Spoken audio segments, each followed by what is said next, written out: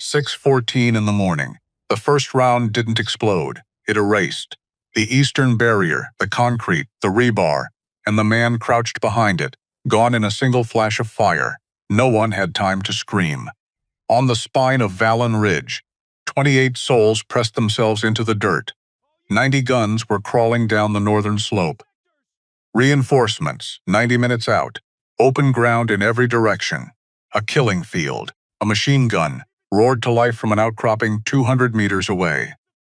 It was about to sweep the left flank clean. Any snipers here? Anybody? Speak up, now. Silence on the left, silence on the right. Then, from the farthest corner of the supply position, beneath a collapsed shelf, a sound the latch of a hard-shell weapons case clicking open. Click. A hand pulled out something that had no business appearing on any logistics clerk's manifest. The fingers assembled it through the smoke, without a single hesitation. Hands that had done this in the dark, in the rain, with cold fingers. She looked up, her eyes calm enough to chill the blood. The most dangerous person on this ridge had been sitting right there. Every morning. For 14 days, and not one of them had ever asked her name. She didn't ask to be here. That was the first thing Cole Riggs noticed about Private Mara Voss. Not her face. Not her name. Not the way she sat at the far end of the mess table every single morning for 14 days without making eye contact with anyone. What he noticed was that she never asked for anything. Not better assignments. Not different hours. Not the kind of small accommodations that soldiers always asked for once they'd been somewhere long enough to feel comfortable asking. She showed up. She did her work. She disappeared back into the supply inventory like she'd never been there at all. 14 days at Vallon Ridge. 28 soldiers. One logistics private who filed manifests, moved crates, and ate her powdered eggs alone. Nobody knew her name. Riggs barely did. He'd looked at her assignment sheet twice. Private Mara Voss. Temporary lateral transfer from a logistics unit. Duration unspecified. Skills listed as inventory management, supply chain coordination, and field equipment maintenance. Nothing unusual. Nothing worth a second look, and so he hadn't given her one. That was the thing about people who wanted to be invisible. They were very good at it, and the people around them were very good at cooperating, without knowing they were cooperating. The eye slides right past. The brain files it as background, as furniture, as part of the landscape that doesn't require attention because it has never demanded any. Mara Voss had spent 14 days being furniture. Riggs would spend a long time thinking about that afterward, about how the most dangerous person in his platoon had been sitting at the far end of the mess table every morning for 2 weeks, and he had looked right through her every single time. The morning of day 14 started the way.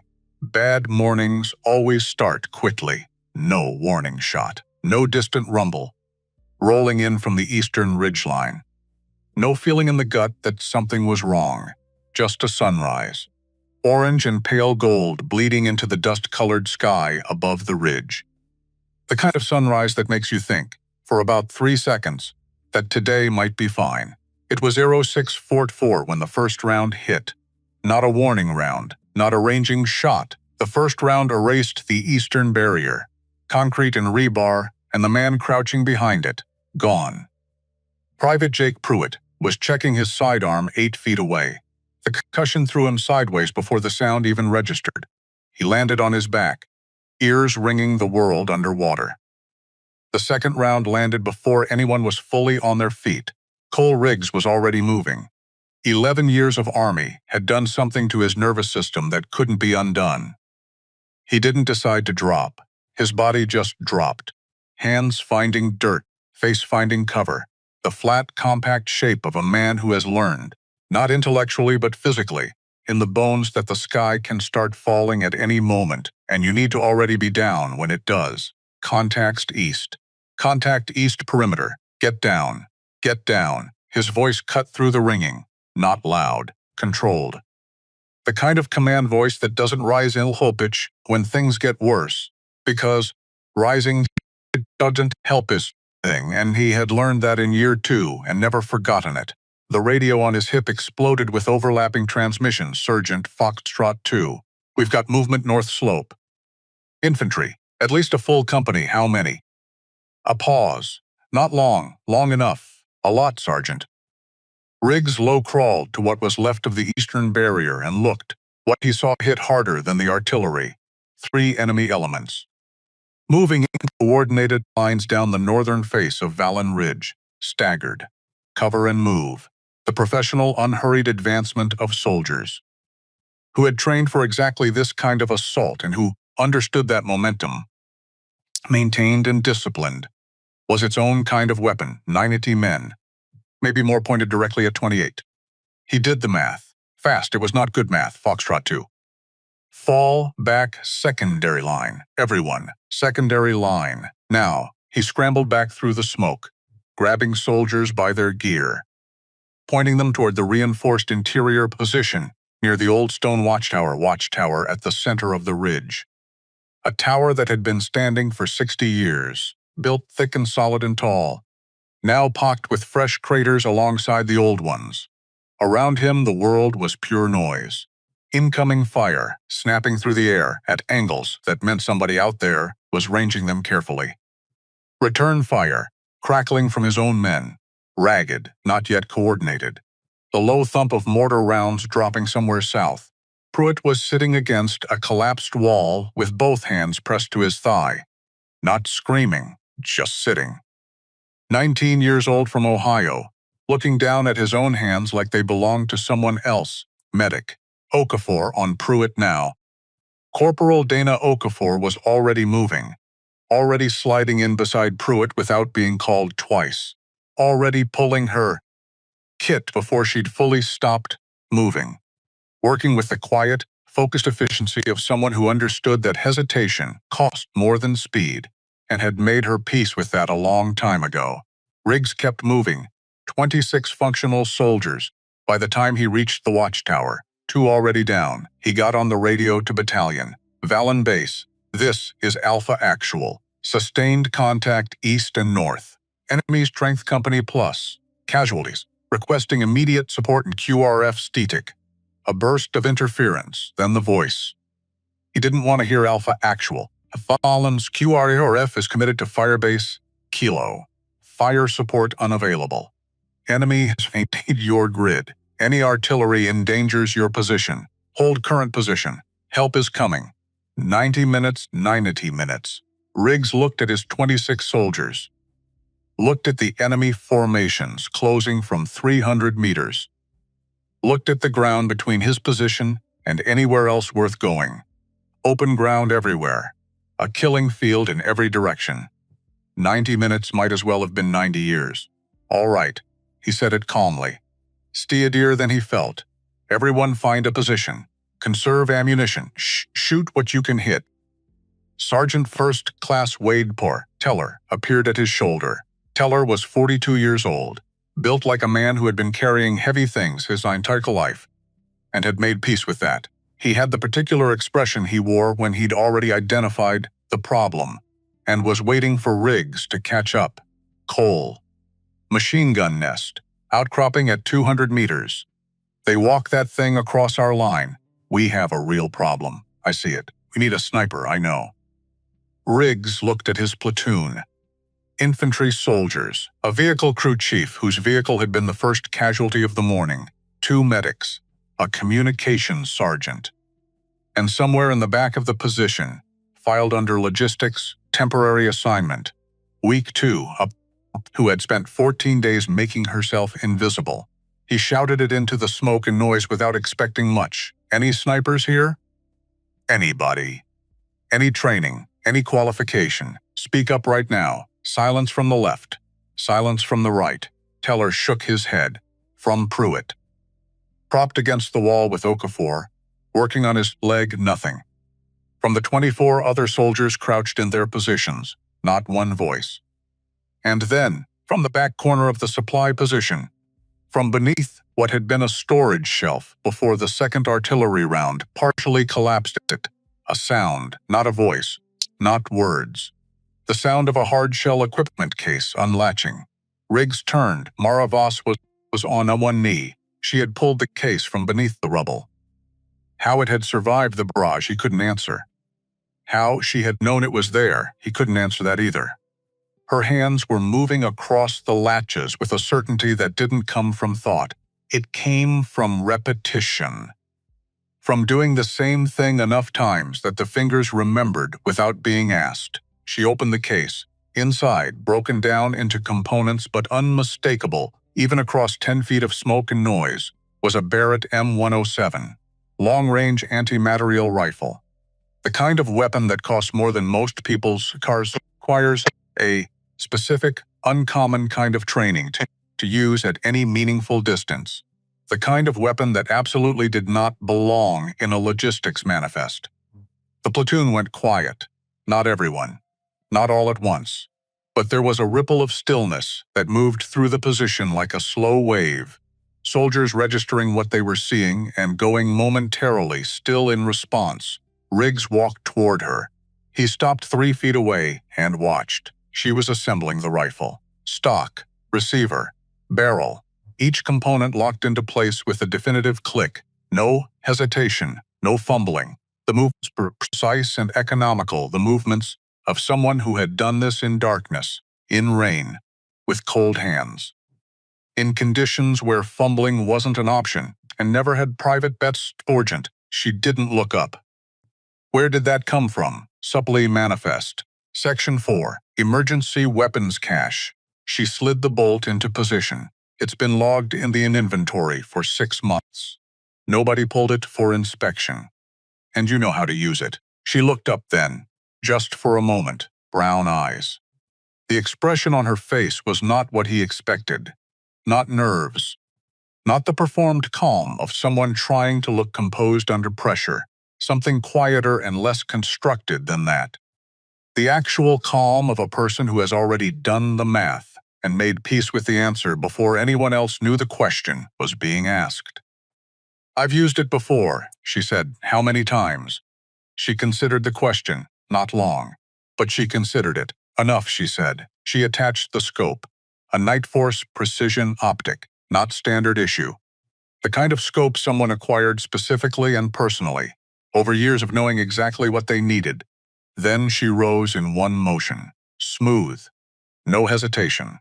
Moved to the edge of the position and set up behind a broken section of wall without anyone directing her to it. Like she'd already mapped the position in her head and decided where she needed to be before she stood up. Riggs followed. He crouched beside her, machine-gunned nest.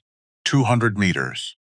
Outcropping at 11 o'clock. They start working that gun across our left flank. We lose the left side. Mara was already looking through the scope. I see them. 2 on the gun, spotter positioned right. She paused. Wind is 6 knots left to right. Ground temperature rising. There'll be a mirage layer developing around 250 in the next few minutes. That affects my reads. I want to take this shot before that happens. Riggs stared at her. She'd been here 3 seconds, and she was already talking about thermal mirage layers. Yes, he said, take it. She exhaled, slowly, completely. Her body went still in a way that human bodies aren't usually still. The fidgeting stopped. The micro-movements stopped.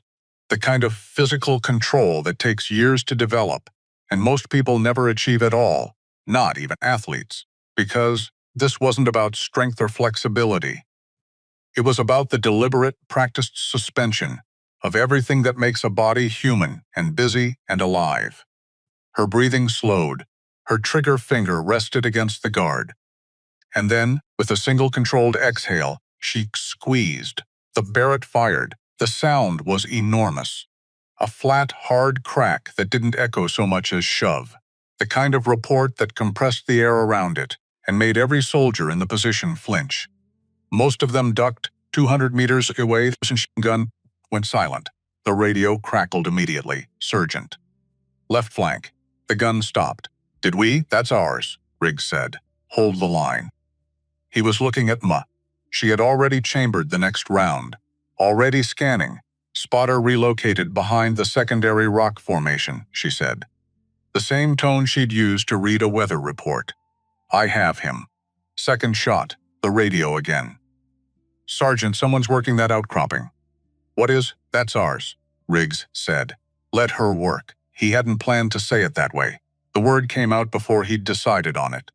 And when it did, he heard it land differently than he'd expected. Her not the qualifier, it might have been in another context. Just the most accurate word, for the most important fact. On the ridge, at that particular moment. He turned and looked at his platoon. Most of them were still watching the outcropping where the machine gun had been. A few had turned to look at Mara. He watched the expressions on their faces. The shift happening in real time, confusion giving way to something else. Something harder to name and more durable than surprise. Private Eli Navarro, 20 years old from Texas, who had been pale as chalk since the second artillery round, let out a breath he'd apparently been holding for the better part of 3 minutes. He whispered it, not to anyone specifically. Just into the air, in front of him. "Who is she?" Nobody answered because nobody knew. The next 20 minutes were an education. Riggs had worked alongside qualified marksmen before. 2 deployments, men who could put rounds on a man-sized target at 600 meters consistently. Men who understood mill adjustments and holds and elevation corrections with practiced fluency. What Mara Voss did was different. She didn't just shoot, she managed the engagement. The enemy was running a 3-pronged advance, main body pushing north. 2 flanking elements moving to wrap the position from east and west. Textbook envelopment, the kind of maneuver that works beautifully when the defending fist can't reach out and interfere. With the timing, Mara reached out. Her first series shots went west. Not at the main body, which was the obvious target, the instinctive target, the target every soldier in the position was focused on. At the point element of the western flanking force. The moment the lead man went down, she tracked east, 2 rounds into the eastern flanking group, not at the nearest man. The soldier, with the radio pack on his back. She'd identified the communicator, then she paused, just a moment. 3-4 seconds. Riggs had binoculars up. He saw what she saw. Both flanking forces had stopped, not retreated, frozen, gone to ground, lost the synchronization that made them dangerous. They were looking for the source of fire, trying to understand what had just happened to their timing. She'd bought herself 20 seconds. She used them on the main body, 4 rounds. Measured, each shot placed with a specificity that had nothing to do with the nearest target and everything to do with the structural center of the advancing line.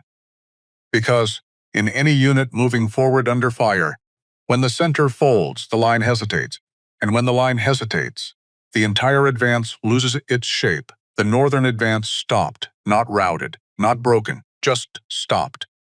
Reconsidering. "She's managing them," Teller said from beside Riggs. His voice had a quality in it Riggs had never heard before. Something close to bewilderment. "She's not just shooting. She's managing all 3 elements simultaneously. I can see that, Wade." "Who does she work for, Cole?" "She's assigned to us." "That's not what I asked." Riggs didn't answer, because Mara was speaking Sergeant. She said it without lowering the scope. "They're going to push the mortar team forward. 30 seconds, maybe 40. If they get it into position, they'll bracket us in 3 rounds. Southeast corner of the tree line. They've been moving it up through the underbrush. You can see the disturbance in the canopy if you know what to look for." Riggs looked at the tree line. He saw trees. Just trees. "Can you reach it?" "Beyond optimal effective range at this angle." She paused. "I can still hit it." "How confident?" 3 seconds of silence. He was already learning that her silences were not empty. They were where she did her calculating. "Confident enough," she said. 1 shot from the tree line. Distant. The sound wasn't an explosion, just the flat mechanical clatter of a mortar tube going over. Metal on rock. Then shouting in a language Riggs didn't speak. But tone is universal. Confusion. Surprise. Something that sounded very much like fear. Navarro, from his position 5 feet away, made a sound that was somewhere between a laugh and something else entirely. She shot a mortar. Through trees. Did that? Was that real? Did that just happen? Eyes on your sector, Navarro? Riggs said it automatically. But his hands were shaking, not from fear. From something he hadn't felt in a long time, the particular, almost physical sensation of being on the right side of an impossible situation.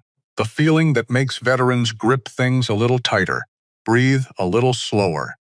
The feeling that says, maybe we're going to get through this. The lull came at 07:09. The enemy pulled back to the tree line to regroup, which was both a mercy and a warning. You don't pull back to regroup unless what you're planning next is worse than what you tried on. Riggs knew it.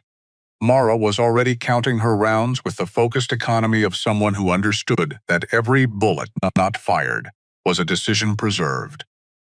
You're going to tell me something, he said. He sat beside her at the base of the broken wall. Not asking exactly. She didn't look up from the ammunition check. What do you want to know? Everything. That's a broad request. Start with the fact that you're a logistics specialist who just shot a mortar tube through 100 meters of tree cover with a rifle that's worth more than my car. She was quiet for a moment. The kind of quiet that has weight. The rifle is mine, she said. That rifle is not personal equipment. It is now. She checked the last round. Noids. Seated it. Set the magazine aside. The logistics assignment was cover. I was between postings. Cover for what? She looked at him then. The calm in her eyes hadn't changed. Same temperature it had been when she assembled the rifle. The same quality of steadiness he'd first noticed, and that he now understood was not a mood. It was a condition, something she lived inside constantly. Cold line, she said. The word landed with weight. Riggs had heard of cold line the way most soldiers had heard of it, obliquely. Second-hand.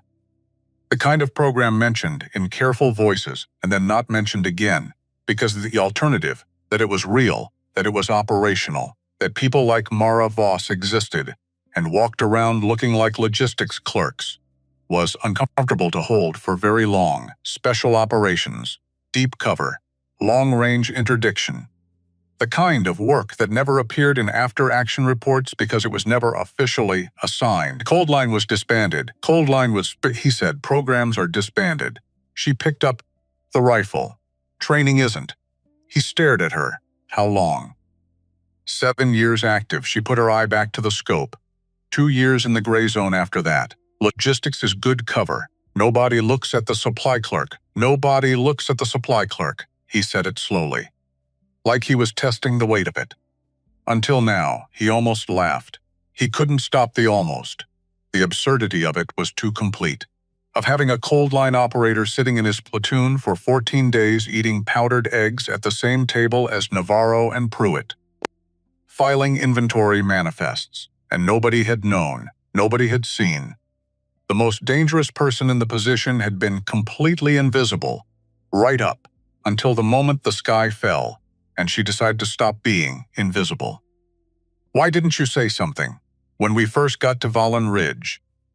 Why didn't you tell me what you could do? She considered this.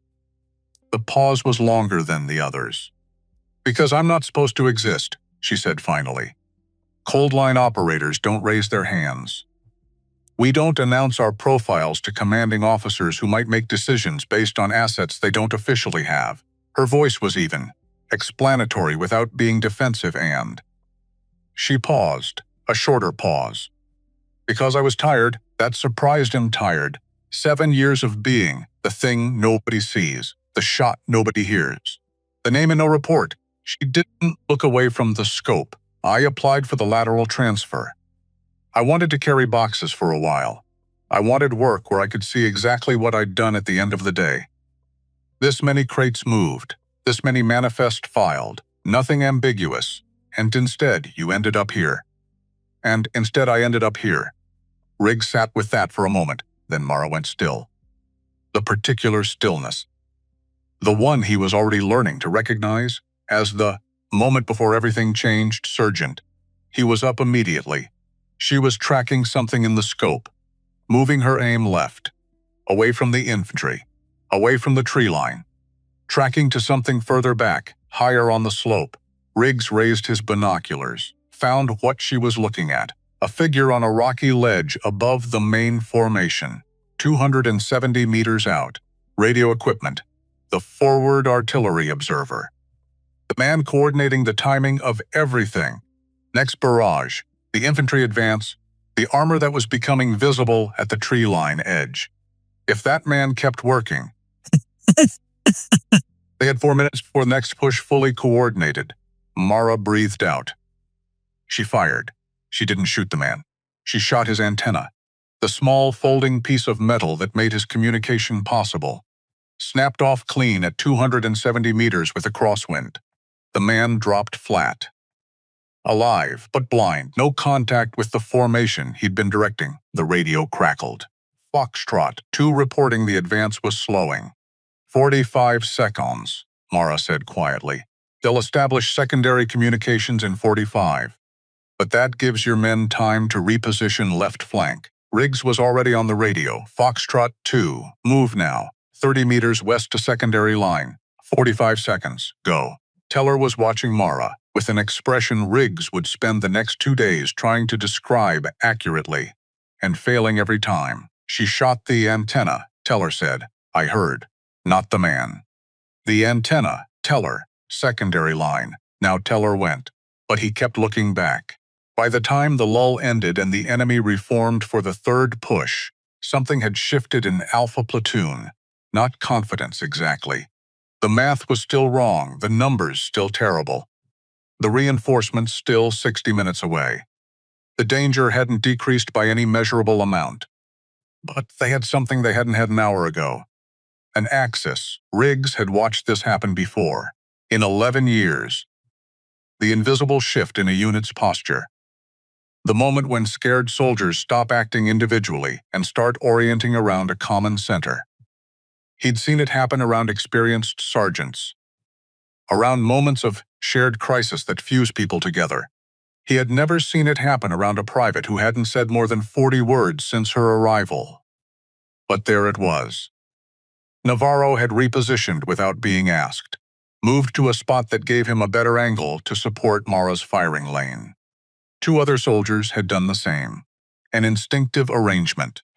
A bubble of mutual cover that nobody had ordered and that made complete tactical sense. When Mara called a target adjustment, the response was immediate. No lag, no half-second delay between command and execution. The platoon moving as an extension of her direction. Okafor looked up from Pruitt's leg, looked at Riggs. Is she going to get us out of this? Try it. Okafor went back to work. Then try harder, she said. All of you. Keep her covered, nobody disagreed. The third enemy push began at ZO 731, harder than the first 2, more coordinated. Heavier suppressive fire, keeping Alpha's heads down more effectively. The flanking elements better synchronized. Armored personnel carriers now active on the edges, not advancing, but firing short, controlled bursts that chewed through cover and forced constant repositioning into all of it. Mara worked. She was 3 rounds down from her initial count. Every shot cost something that couldn't be replaced. She managed her fire to a careful person manages what cannot be replenished. Not holding back when shots were necessary, but choosing her targets with a selectivity that Riggs found almost frightening in its precision. Not shooting at everything threatening. Shooting at the specific things whose removal would cause the line to fold. The infantry officer coordinating the eastern advance. Gone. The communication soldier who'd been feeding targeting data to the APCs. Disrupted. A machine, gun that had just finished setting up. On a new position, the gunner down before he'd fired 20 rounds. Each shot was a surgical removal. Each removal bent the shape of the enemy's advance. Introduced a hesitation. Created a redirection. And hesitations compounded. Redirections compounded. Over 10 minutes, the cumulative effect was meaningful disruption of a force that had every material advantage. She's changing the shape of it, Teller said quietly. Not fighting the battle. Changing the shape of it. Riggs watched Mara settle into her next shot, the stillness coming over her like water finding level. Effortless. Complete. The world narrowing to a single point at the end of a barrel. "You don't learn that," he said. "You become it." The shot fired. In the eastern tree line, an anti-tank team that had been maneuvering into position made a sound like dominoes falling and went quiet. Navarro exhaled loud enough for Riggs to hear it. "She got them," he said. "Hey, she got them." His voice cracked on the last word, not breaking down. Just the hairline fracture of a 20-year-old who had been very afraid for a long time, and was only now beginning to believe that fear might not be the end of the story today. Pruitt, propped against the wall with Okafor beside him, shouted across in a voice thick with painkillers. "Voss. Hey, Voss. That's what I'm talking about." Mara didn't look up, but for just a fraction of a second. So brief Riggs almost missed it. The corner of her mouth moved. Not a smile, the memory of one. The third push broke at Zo 752. The enemy fell back to the tree line. The firing lessened. Then, over the course of about 4 minutes, stopped almost entirely. 43 minutes until QRF arrived. Alpha Platoon was battered. Running on the particular kind of adrenaline that feel good but keeps you moving. One man down. Private First Class Remy Castillo, 22 years old from Colorado, who had caught shrapnel in the second push and hadn't come back from it. Okafor had worked on him for 9 minutes. It hadn't been enough. 27 of 28. Riggs looked at the number and felt it the way you feel a burn, not immediately, as it spreads and registers and keeps spreading. He filed Remy Castillo's name in the place where names like that go. The place every long-serving NCO has. The place no one talks about. And he forced himself back to the present because the present still needed him. Mara was already reloading, counting rounds with the focused economy of someone who had already moved on to preparing for it. The next push before the last one had fully ended, Voss, he said. She looked up. "Are you all right?" The question surprised her. He could see it. The fractional pause. The small recalibration of someone who hadn't expected to be asked. "Yes." "Are you actually all right, or are you giving me the operator answer?" Another pause. Longer. "My left shoulder has been compensating for my dominant arm since round 40, 43, pre-existing strain. It's manageable. How manageable?" Enough. He recognized the word. He was already learning it as something specific to her. Not defiance, not recklessness. The absolute prioritization of the mission over personal cost in a way that was either admirable or deeply concerning. Probably both. "When this is over," he said, "you and I are going to have a longer conversation." She looked at him steadily. She said, "I'd like that." Something in the way she said it. The quietness of it. The absence of the operational terseness she'd been wearing like armor all morning. Riggs realized she wasn't just agreeing to a debrief. She was agreeing to something that required more than operational precision, something that required being a person. The radio crackled. "Alpha, actual, this is Eagle 1. Visual on Valen Ridge. What's your status?" Riggs grabbed the handset. Actual. Holding 27. Position contested. Enemy pulled back to tree line. Assess for another push. How far out are you? 40 minutes. Alpha actual. Possibly longer if they contest our approach vector. 40 minutes. They're going to hit us again before Eagle 1 gets here, Teller said. I know, and the tower. Pointed at the old stone watchtower at the center of their position. One side had partially collapsed in the barrage. The eastern wall sheared away, interior exposed. Structural integrity, a question nobody wanted to answer out loud. If someone was up there, they'd have line of sight across the battlefield, could direct fire, could work with Eagle 1 on approach coordination, could put rounds on targets before they even reached effective range. The tower is compromised. The bottom is. The upper section is still standing. Riggs looked at the tower. It was a death trap. The missing wall meant complete exposure to the east. If the enemy brought counter-sniper capability in the next push, and they would, They'd learned enough by now to bring it. Anyone in that tower was silhouetted, exposed, entirely alone above the position with no way for the platoon below to reach them in time. He looked at Mara. She was already looking at the tower. He said no. She turned. He said, "Not sending you up there alone." She said, "You're not sending me anywhere, not sharply. Just factually. The way you'd correct a misunderstanding about geography to someone who had the map wrong. That position gives me 400 meters of clear sight lines in every direction. I can see every approach vector. I can hold this space while you tundulatate on prepare for Eagle 1. Someone with backup. Someone who isn't alone. The whole platoon is your backup. You just can't all be in the tower." She looked at him with a steady, unchanged gaze that had not shifted once during the entire morning. Not at the first round. Not at the machine gun.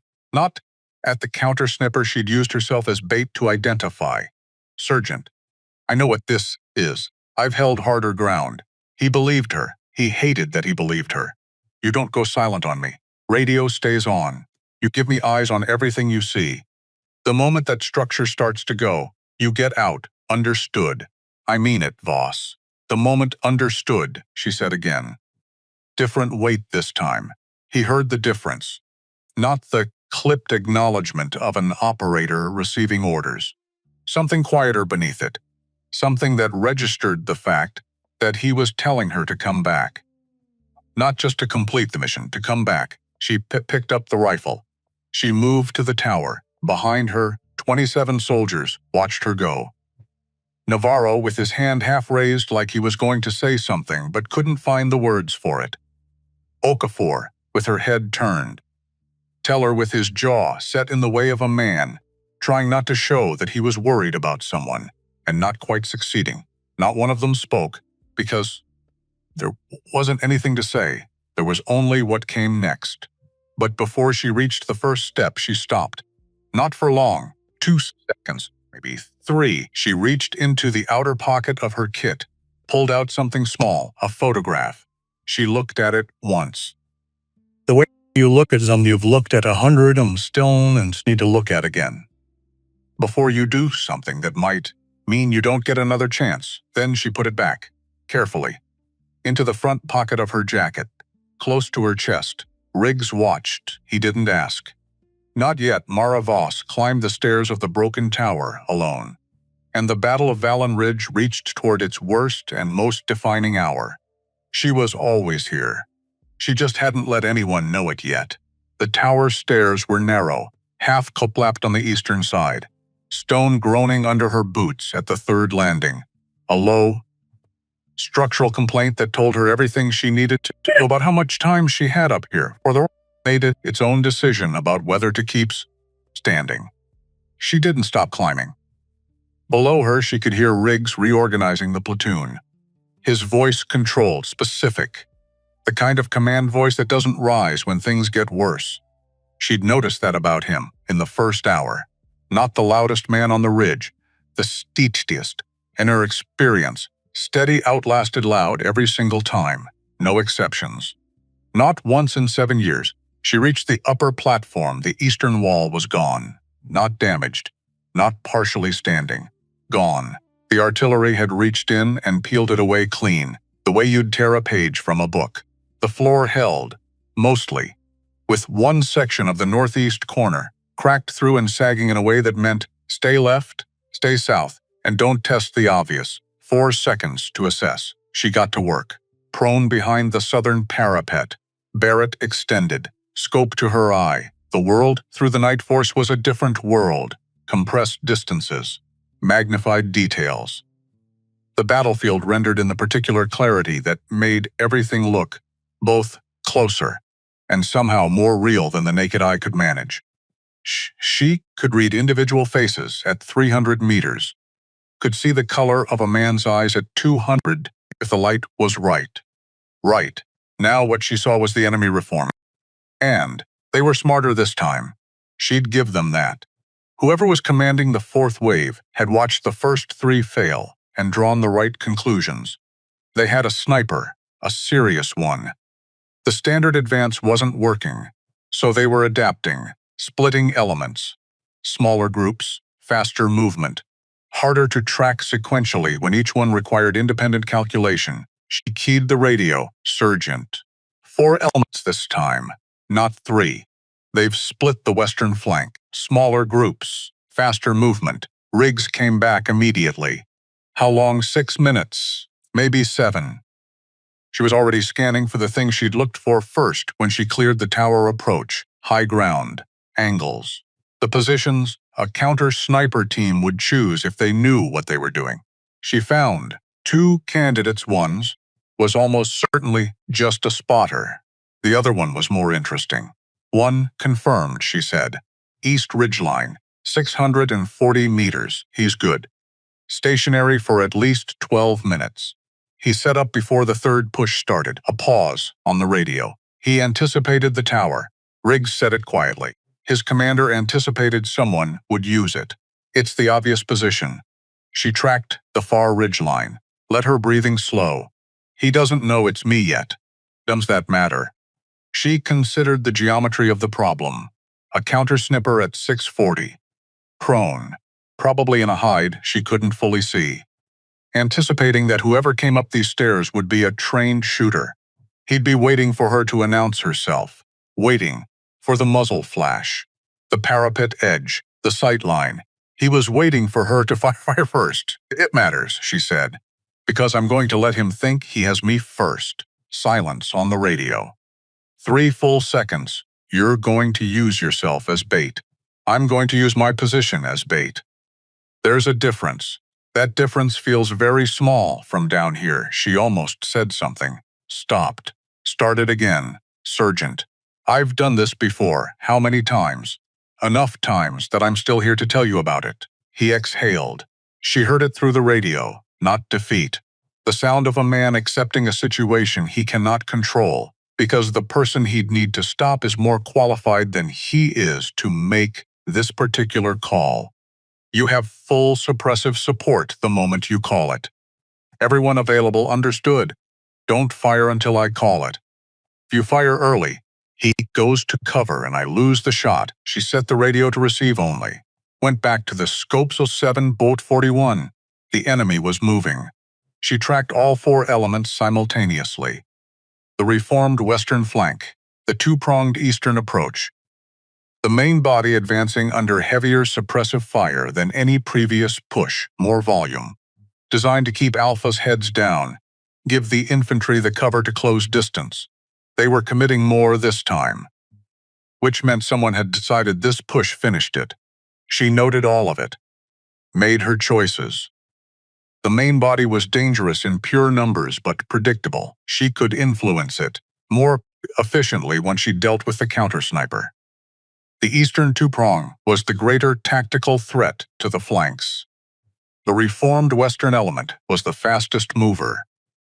Stop the western element first. If it got around the far edge of the defensive line in the next 4 minutes, it would put Riggs's soldiers in a crossfire that no amount of accurate fire from this tower could resolve. 1 shot. Western element point man. 410 meters. In 30 seconds when the geometry was right. But first, she shifted her body. Not much. Just enough to change the angle of her barrel as it extended past the parapet edge. A trained eye watching through a scope would see the repositioning, would see a shooter getting into position, exposing the barrel, exposing the sightline, would read it as an announcement. Here I am. She waited. 640 meters away she imagined him, watching, seeing the barrel appear, reading it the same way she'd read 1,000 positions across 7 years. The small exposure, the silhouette, the shooter settling in. Come on, commit. The air on the ridge was doing something interesting. A thermal layer building as the morning heated. The kind that affected long-range trajectories in ways that changed by the minute. At 640, a misjudged thermal could push around 18 inches off target. She had accounted for it. She didn't know if he had. She breathed in, breathed out, and across the ridge, 640 meters away, The counter-snipper fired. The round hit the parapet edge 4 inches to her left. So hand in cheek, the sharp bite of it registering as information. Not pain, information. And in the fraction of a second, between his trigger pull and the impact, she had already moved, rolling right. Coming up in a different position, the Barrett finding the far ridgeline with a familiarity that was purely physical, purely trained. Her eye to the scope and the reticle, on the one place in that distant hide where a man who had just fired would still be extended. Still committed, still in the position of a shooter who believed he'd taken his shot. She fired. The counter-snipper did not fire again. She was already moving, already repositioning, calling it into the radio as she went. Counter-snipper neutralized. Western element 400 meters. Moving fast. Suppressive fire on my mark. Northwest. 40 meters left of the broken fence line. 3, 2, 1. Mark below her. Alpha platoon opened up, coordinated, immediate. The suppressive fire hitting the western flanking element at the exact moment it was most exposed. Crossing open ground, committed to the movement. No cover in the gap they'd been rushing through. The front of the element went down. The rest went to ground. Mara put 2 rounds into the eastern prong's lead fire team. 1 round into the main body's forward communication soldier. And then the push came apart. Not because every element was stopped, because timing that held them together was gone. Each piece now reacting to its own problems. The coordinated advance fragmenting into individual decisions that looked nothing like an assault. Riggs on the radio. Something in his voice she hadn't heard in the first hour. There, breaking off. Western element pulling back. Main body going to cover, eastern prong still moving. She was already adjusting. 2 shots, measured, back to back. Not rushed. Eastern prong is stopping, a long silence on the radio. Then a voice she hadn't authorized. Navarro. He'd grabbed someone's handset. She just saved the left flank. Both shots back to back. Did you? Navarro. Off this channel. Riggs. But there was something underneath the command that wasn't entirely a command. She let herself breathe. Her left shoulder was burning now. Deep. The kind of muscular complaint that had been building since round 43 and was becoming harder to redirect with each shot. She cataloged it the way she cataloged all physical information. Relevant data. Factored in, not given control. She keeped the radio sergeant. I'm at 12 rounds. A beat copy. Eagle 1 is at 31 minutes. She did the arithmetic automatically. 12 rounds. 31 minutes. Against a reinforced company that had now failed 3 times, and would be more determined for each failure, the math was not comfortable. They'll come again, she said, I know. This time they'll have learned from 3 failures. They'll be smarter about the advance, and they know where I am now. What do you need? She thought about it. Not long. She wasn't the kind of person who needed long to arrive at hard conclusions. I need your platoon to make noise, she said. Shooting patterns that look like I'm coordinating from ground level, not from up here. I want them thinking I've come down from the tower. Why? Because if they think I'm at ground level, their next counter-snipper will be looking at the wrong elevation. She paused. And because I'm going to reposition. Twice. Before their next push. I need the movement. Covered, where are you repositioning? She told him. Silence. That's 30 meters outside the defensive line, he said. Yes, Voss. That is outside our cover. We cannot. You can suppress the angles. You can cover the approach. You won't be able to reach me once I'm in position. But that's all right. She kept her voice even. Inside the line, I'm predictable. They'll have adjusted for the tower. I need a position they haven't anticipated. I said I wouldn't send you out there alone. You're not sending me. I'm going. She heard him process this. The silence tighter than the others. The silence of a man holding something back.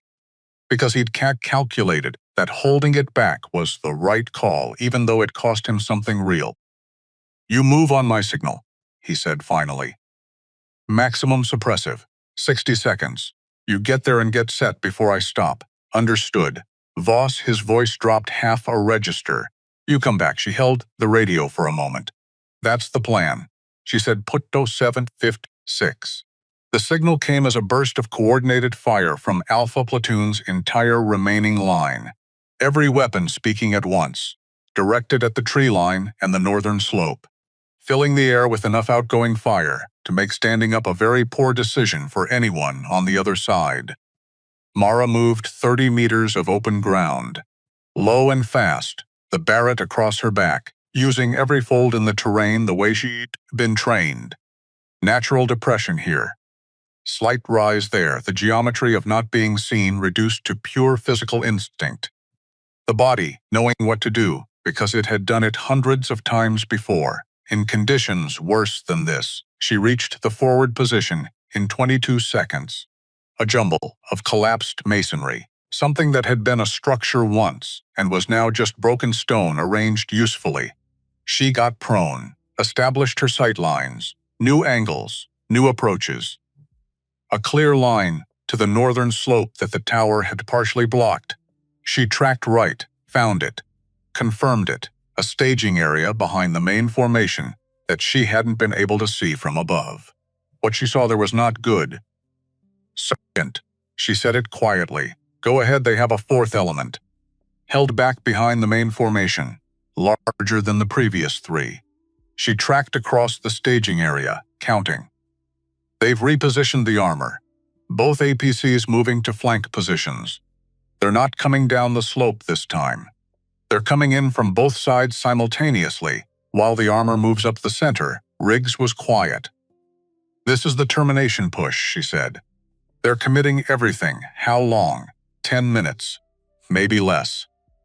They're almost in position. Eagle 1 is 28 minutes out. Neither of them said anything for a moment. 28 minutes.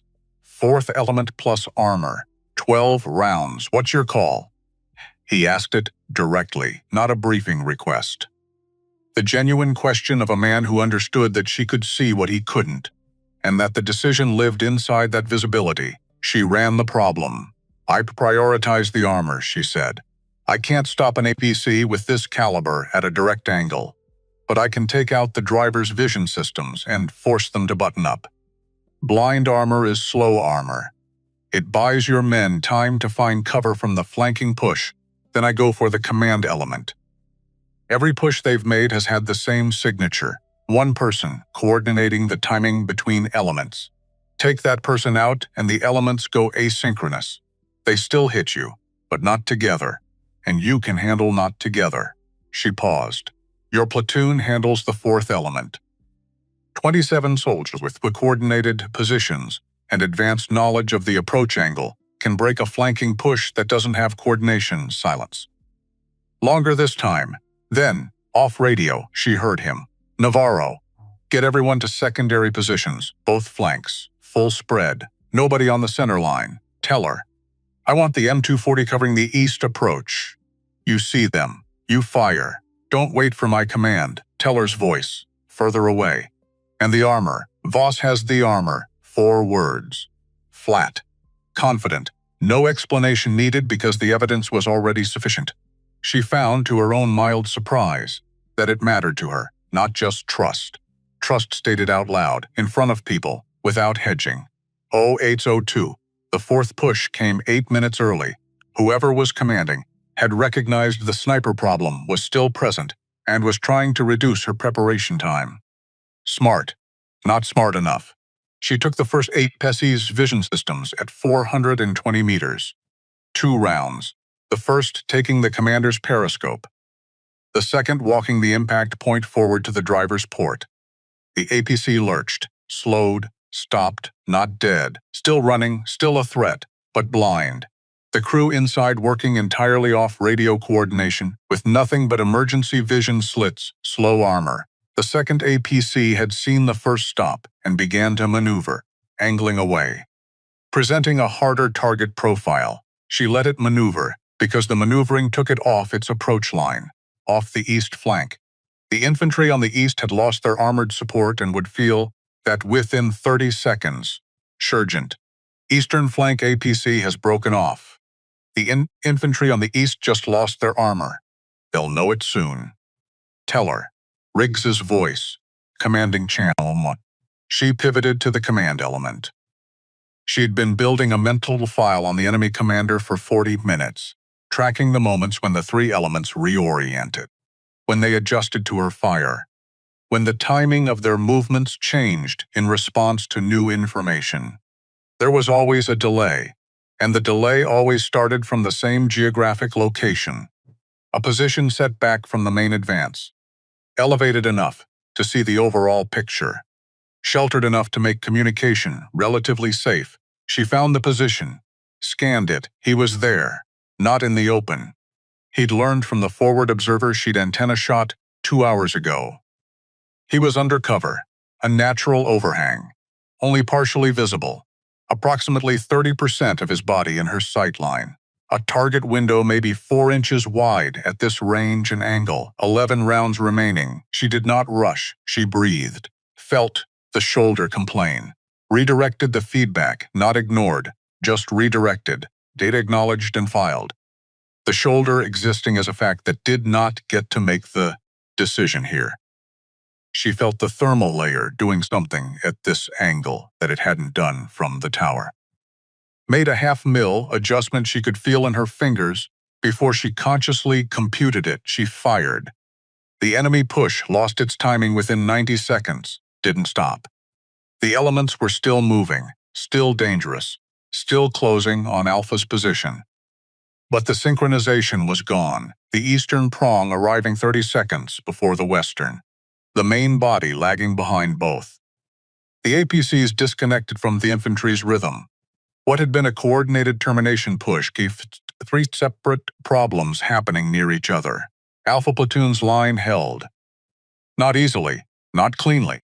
Riggs' voice on the radio clipped and fast, issuing adjustments in real time. She could hear the firefight below as a physical thing, the volume of it, the intensity, the particular quality of incoming fire at close range with serious intent. She heard Teller shouting. She heard Navarro, who should have been terrified, who had been terrified for the better part of 2 hours, calling a target adjustment. For the man beside him, with a steadiness that meant the morning in had changed something in him permanently and irreversibly. She kept working 9 rounds. The western flank's second element pushing through a gap. Riggs had left thin. 7 rounds. A rocket team setting up on the near tree line edge. The backblast signature giving their position away before they'd fired a single round. 5 rounds. Methodical. Deliberate. Each one placed where it would bend the most momentum by the most seconds. Ho 8-7, Eagle 1. This is Alpha Actual.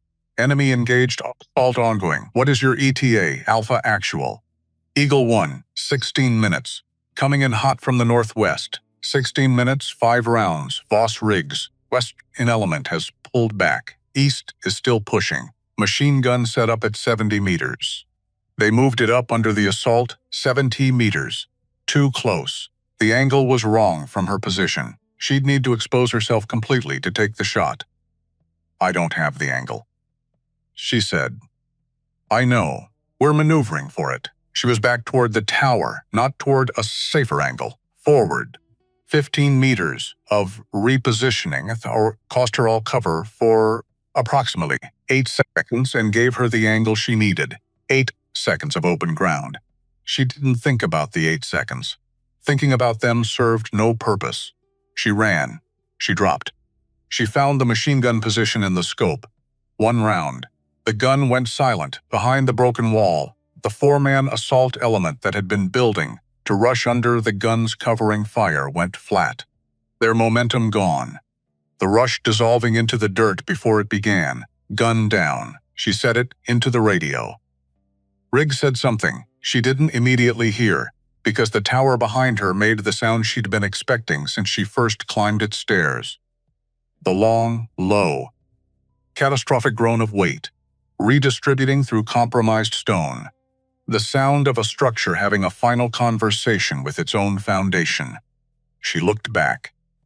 The upper platform she'd been firing from 20 minutes ago tilted, hesitated, and then the south wall gave way. The whole upper section came down, somehow both sudden and slow. The way catastrophic things often are. She had 4 rounds left. She was on open ground. The assault element was flat, but the overall push was still alive, pressing on 3 sides. And Riggs's 27 soldiers were holding by the force of their will, and not much else. 14 minutes until Eagle 1. She keyed the radio. Sergeant, towers down. I'm forward of the line. 4 rounds. I can see the enemy's remaining command structure from here. Tell me where you need them most. A pause longer than the others. When Riggs spoke, his voice was controlled and very quiet and carried something she recognized. The sound of a man making himself choose between 2 things he didn't want to choose between. Northeast corner. Mortar team just set up. 2 rounds and they bracket us. Armor walks straight in. She was already adjusting for the mortar team. After that shot, you get back inside the line. He said it carefully. I don't care how you do it. You get back inside. I hear you, she said. That's not the same as agreeing. She fired. The mortar team did not fire. She was already up. Moving low and fast. Burning the last of the morning's physical reserves across 30 meters of open ground that felt like 300. The firefight enormous around her. Rounds snapping through the air at distances she processed only as information. Too close. Adjust. Never as fear. Just as data that told her feet where to go and her body how to move. She hit the inside of the defensive line and went flat behind a concrete barrier. And Dana Okafor was there. Already. Checking her over with medic's hands. Finding the shoulder immediately. Already talking. Grade 2 strain, maybe 3. Okafor's fingers pressing into the trapezius with professional directness that didn't ask permission. You've been firing on this for how long? Since round 43. That was over an hour ago. And you didn't say anything. It wasn't relevant. Okafor made a sound that wasn't quite a word. She pulled a compression wrap from her kit and started working it around the shoulder with practiced efficiency. It's relevant to me. It's relevant to everyone here who needs you functional. Mara absorbed that. Fair point. Filed it. How bad? Bad enough that in a normal situation I'd tell you to stop. This is not a normal situation. Okafor cinched the wrap.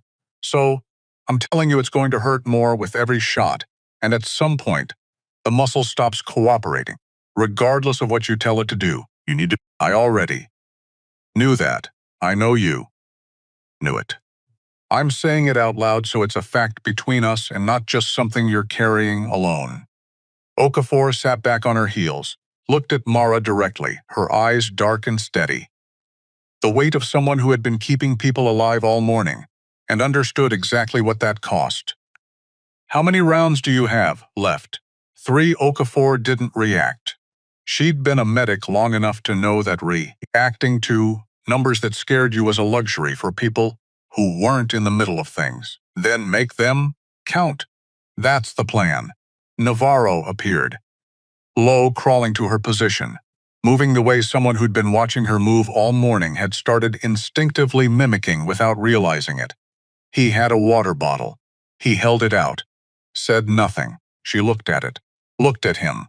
You've been out there twice in the last hour, he said. You haven't had water. She took it.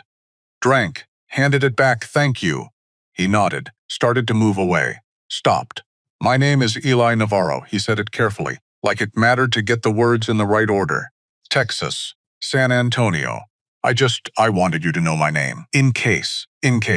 2 words that meant everything on a battlefield and nothing anywhere else. In case I don't get another chance to say it. In case this is the last morning. In case you're the last person who needs to know I was here and I had a name. Mara looked at him. 20 years old, a small scar on his chin from something that had nothing to do with this war. A human being who had been afraid all morning and was still here, still moving. Still handing water to someone who needed it. Mara Calvas, she said. Nowhere particular, something moved across his face. Not quite a smile. The architecture of one. Okay, Mara from nowhere. He said it quietly. Let's get through this. He moved back to his position, She put her eye to the scope 0824. The enemy stopped moving. That was what told her the next push was coming, not activity. The sudden absence of it, the small repositioning and regrouping that had been ongoing since the fourth assault broke off, all of it gone still. Like an intake of breath before the shout, "Sergeant, they're about to move." All elements, 60 seconds, maybe less. Eagle 1 ETA, she heard him ask her. 11 minutes, 11 minutes, 3 rounds. Against a force that had learned from 4 failures and was about to throw everything it had left in one concentrated push, because the alternative was accepting that 27 soldiers had stopped them, and the man commanding that formation was not the kind of man who accepted that. She was still building the picture when the radio crackled with a voice she hadn't heard before. Alpha Actual. This is Halborn. Battalion S2. Copy Riggs. Go ahead. Thermal imagery of your position. Enemy full formation has a command vehicle. Wheeled, not tracked.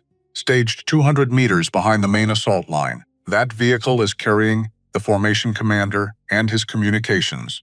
If it moves forward, they coordinate a simultaneous push on all 4 cardinal points. You will not hold that if it doesn't move forward. Riggs said they push in sequence, correct? And you have a fighting chance. Halborn paused. If you have a shooter with enough range, the vehicle is at 580 meters from your current position. Under partial cover, we have a 3-second window when it repositions. It has to cross open ground between its current cover and its forward position. 3 seconds, 580 meters. Riggs didn't answer Halborn immediately. He looked at Mara. She was already calculating. 580 was not the distance that challenged her. She'd taken the counter-snipper at 640 under worse conditions. The 3-second window was the real constraint. A moving target, 3 seconds of exposure at distance. Compromised shoulder, 3 rounds total. Can you make that shot? Riggs asked it directly, not into the radio. To her, she ran the numbers one more time. Tell Halborn I need the vehicle's direction of travel when it crosses. And the approximate speed, Riggs relayed. Halborn came back in 20 seconds, left to right from your perspective. Slow, maybe 15 kilometers per hour. Trying to minimize exposure time, left to right. 15 kph, 580 meters, 3-second window F. She set her jaw. I can make that shot. You're sure? She held his gaze for the half-second they could afford. Sure enough. He keyed the radio. Halborn, our shooter is ready. Tell us when the vehicle moves. 0829. 50 seconds passed. The longest 50 seconds of the morning. Longer than the wait before the third push. Longer than the 8 seconds of open ground she'd crossed to get the machine gun angle. Longer than the moment she'd used herself as bait for the counter-snipper at 640. 50 seconds of absolute stillness. The battlefield coiled around them. The 11-minute clock ticking down. Every soldier in Alpha platoon in position. Nobody firing, nobody speaking, just breathing. Mara settled into herself. Found the stillness that lived underneath the shoulder pain, and the adrenaline and the accumulated weight of everything fired that morning. She found it the way she always found it. Not by forcing it, by stopping the forcing. Letting the noise be noise, the pain be pain, the fear be exactly what it was. Information, nothing larger than its actual size. She breathed. She was ready. Then, very briefly, she reached into her front pocket, took out the photograph, looked at it once. A man holding a newborn baby. 3 days old by the date, written on the back in handwriting she knew as well as her own. His face, she didn't need to see it. She'd memorized it 4 years ago and it hadn't moved. The way people you lose stay exactly where you put them, permanent, unchanged. Declan Marsh. Day 3. His daughter, who had a name now, Maya, who was 14 months old, who would grow up without a father because someone had prioritized a schedule over a flagged route and 3 people's warnings had gone nowhere. She put the photograph back. Her hand went to the rifle. Her eye went to the scope. She waited. Vic was moving. Halborn's voice. She found it in under a second. Wheeled command vehicle. Moving left to right exactly as described. The gap in its cover opening in front of it, like a door swinging wide. 3 seconds. She tracked the movement, leading the target, her hands making the calculation faster and more accurately than thought, because that's what 7 years of training had done. Moved the math from the brain into the body, where it was faster and didn't second-guess itself. She thought about Declan, not consciously. The way you think about someone who shaped you, not in words, but in the way your hands move. She fired. The vehicle stopped moving, not dramatically, not an explosion. It just stopped, engine dead, tires flat. Immobile in the middle of the open ground it had been trying to cross as quickly as possible. Communication suite offline. Permanently in the open. The ability to coordinate the simultaneous 4-point push. Gone. A single round. 580 meters. Moving target. 3-second window. Hallborn's voice. 3 full seconds of silence, then. Confirmed hit. Vehicle is stopped. Alpha actual. You have a shooter. Riggs said nothing for a moment. Mara lowered the rifle slightly. Checked the shoulder. Checked the round count. 2 rounds. The enemy pushed anyway. Of course they did. The formation commander was stopped but not gone. The elements were still in position. The intent was still alive. An army doesn't stop because one vehicle is disabled. What it lost was timing. What it lost was small, simultaneous 4-point push that would have overwhelmed Alpha's spread-thin defensive line. What came instead was 3 elements moving hard, moving angry, but moving at slightly different moments. The eastern element 30 seconds ahead of the western, the main body 40 seconds behind both. 30 seconds. In a firefight, 30 seconds is a lifetime. Teller, eastern element now. The M240 opened up. Mara scanned the main body's advance. Found the new command structure. Someone had stepped up from the stopped vehicle. Someone trying to re-establish coordination. A figure moving too purposefully for a regular infantryman found him. 11 seconds. She fired. 1 round remaining. The main body slowed. Not stopped. Too much momentum for a single loss to stop it entirely. But it slowed. And slowing meant it hit Alpha's line 45 seconds after the eastern element, instead of simultaneously. The eastern element hit first. Alpha absorbed it the way a wall absorbs a wave. Not cleanly, not without damage. Teller took a round through his left forearm that he didn't mention for 4 minutes, because he was too busy directing fire. Navarro took a hit to his body armor that spun him sideways and knocked the breath out of him completely. 2 other soldiers grazed. Okafor, who should have been in the medical position, firing her sidearm because the eastern element had gotten lumped that the medic had become a rifleman. Mara moved, not to a firing position. She had 1 round and needed it for the one thing that would matter most in the next 60 seconds.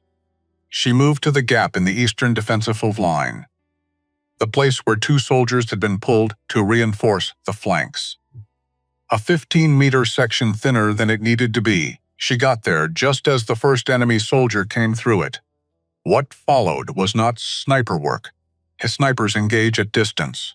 What Mara did in the next 90 seconds was close quarters. Fast. Efficient in the way that cold line training made things efficient. Not because it wanted to be brutal, but because efficiency at close range looks like brutality from the outside and feels like mathematics from the inside. She used the Barrett's weight as a bludgeon. Twice. Her sidearm 3 times. Her body once, in a way that cost the shoulder more than anything else that morning, and produced a sound from her that she heard as if it came from someone else entirely. The gap held. She was on one knee, breathing hard. When Riggs appeared, he saw the gap, saw her, saw the 3 men down. His mouth tightened. He checked the angles, confirmed the gap was secure, grabbed her arm and pulled her back behind cover, with a grip firm enough to communicate what words couldn't reach. "You're insane," he said it quietly. The gap needed to be held. I was moving people to it. You didn't have time, he wanted to argue. She could see it forming, hitting the wall of the fact that she was right. Dying there. 1 round left, he said. Yes. Save it for what? He held her eyes. Whatever needs it most in the next 9 minutes. 0836, the Western element hit the line 2 minutes later. Alpha absorbed it, barely. The close-range firefight, loud and immediate, and running on the margin between holding and not holding, compressed to the width of a single trigger pull. She heard Navarro calling targets. Heard Teller swearing with the particular creativity of a man who was very angry and very focused at the same time. Heard Okafor. Back in the medical position now, working on someone she couldn't see. Mara moved laterally. Not firing, she had 1 round, and it wasn't for this. She moved to the points of highest pressure, physical presence where it would do the most work. When she moved toward a threat, she saw soldiers stiffen and orient around her. The instinctive cohesion of a unit that had accepted someone as its center. She hadn't earned it by rank. She hadn't earned it by time in service. She'd earned it by being the first person on this ridge who looked at the worst thing on the battlefield and went toward it instead of away. And every soldier watching her had understood that on some level that didn't require words. The Western element broke at 0839. The main body faltered at 200 meters. Went to cover, and then the M240 ran dry. Guns out. Teller shouting, "I need ammo. I need ammo on the east." The M240 going silent. Opened a lane. The kind trained infantry feel within seconds. Like a change in air pressure. Like a door swinging open in a wall you thought was solid. Mara tracked east. Found the nearest threat. Held the 1 remaining round. Not yet. Ammo on the gun. Rigs on the command channel. Somebody get Teller his ammo. Movement from the supply position. Corporal Aldrich Davies sprinting low with an ammo can in each hand. The vehicle crew chief whose vehicle had been the first casualty of the morning, and who had been managing support functions ever since without complaint. He ran anyway, 50 meters of exposure. The Easterns saw him, saw the ammo cans, understood exactly what the resupply of the M240 meant for them. They opened fire on Davies. Davies dropped. The ammo cans hit the ground and slid 10 meters short of the gun position. Davies was flat, alive but motionless. Incoming fire, pinning him. Moving meant dying. The M240 was still empty. Teller's voice, flat. "I can't reach them from here. Enemy has the angle, 8 minutes, until Eagle 1 empty machine gun. Resupply pinned 10 meters away. Eastern approach open." 1 round in the Barrett. Mara ran the geometry. If she fired the last round at the position suppressing Davies, the fire would shift enough for Davies to move. But then she had nothing. 0 rounds. 6+ minutes remaining. If she held the round, Davies stayed pinned. The ammo stayed out of reach. The eastern approach stayed open. She looked at Davies, flat on the ground, hands still on the ammo cans.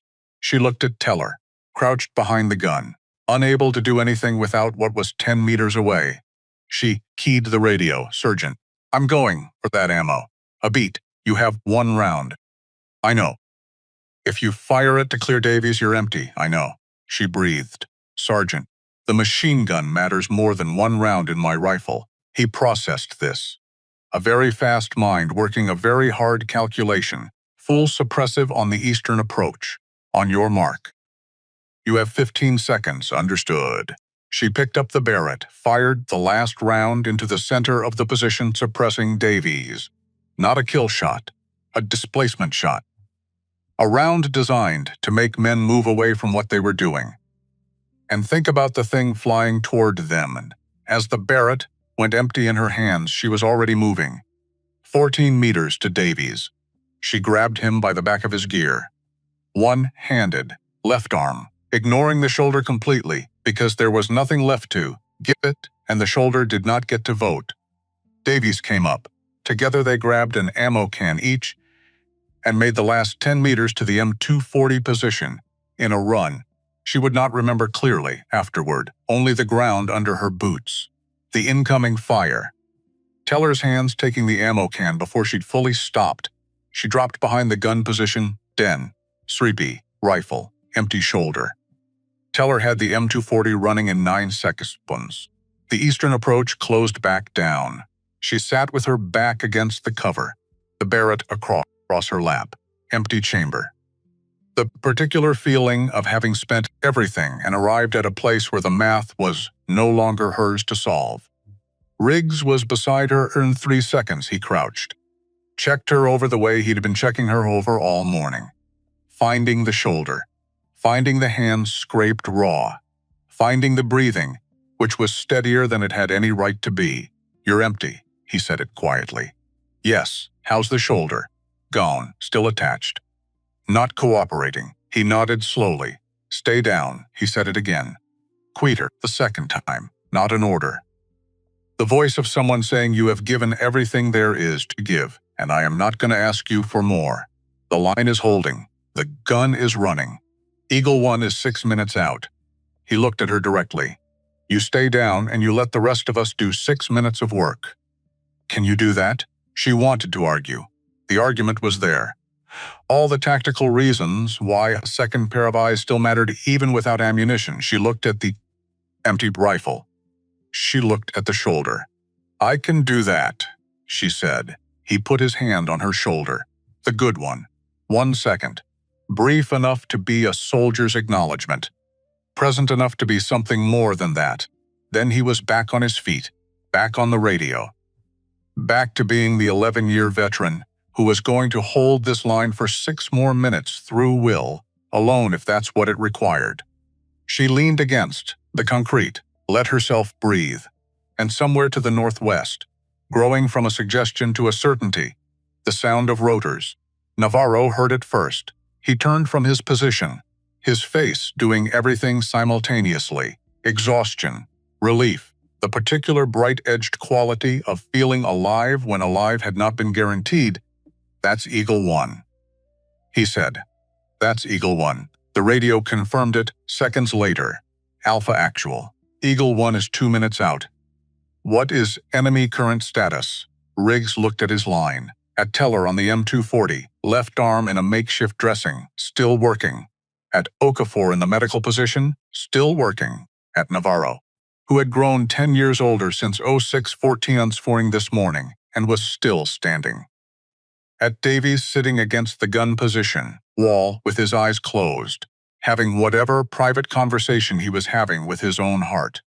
And at Mara Voss, who had opened her eyes at the sound of the rotors, who was looking up at the sky with the particular attention of someone's son, confirming that the sky was still the sky and the world was still the world.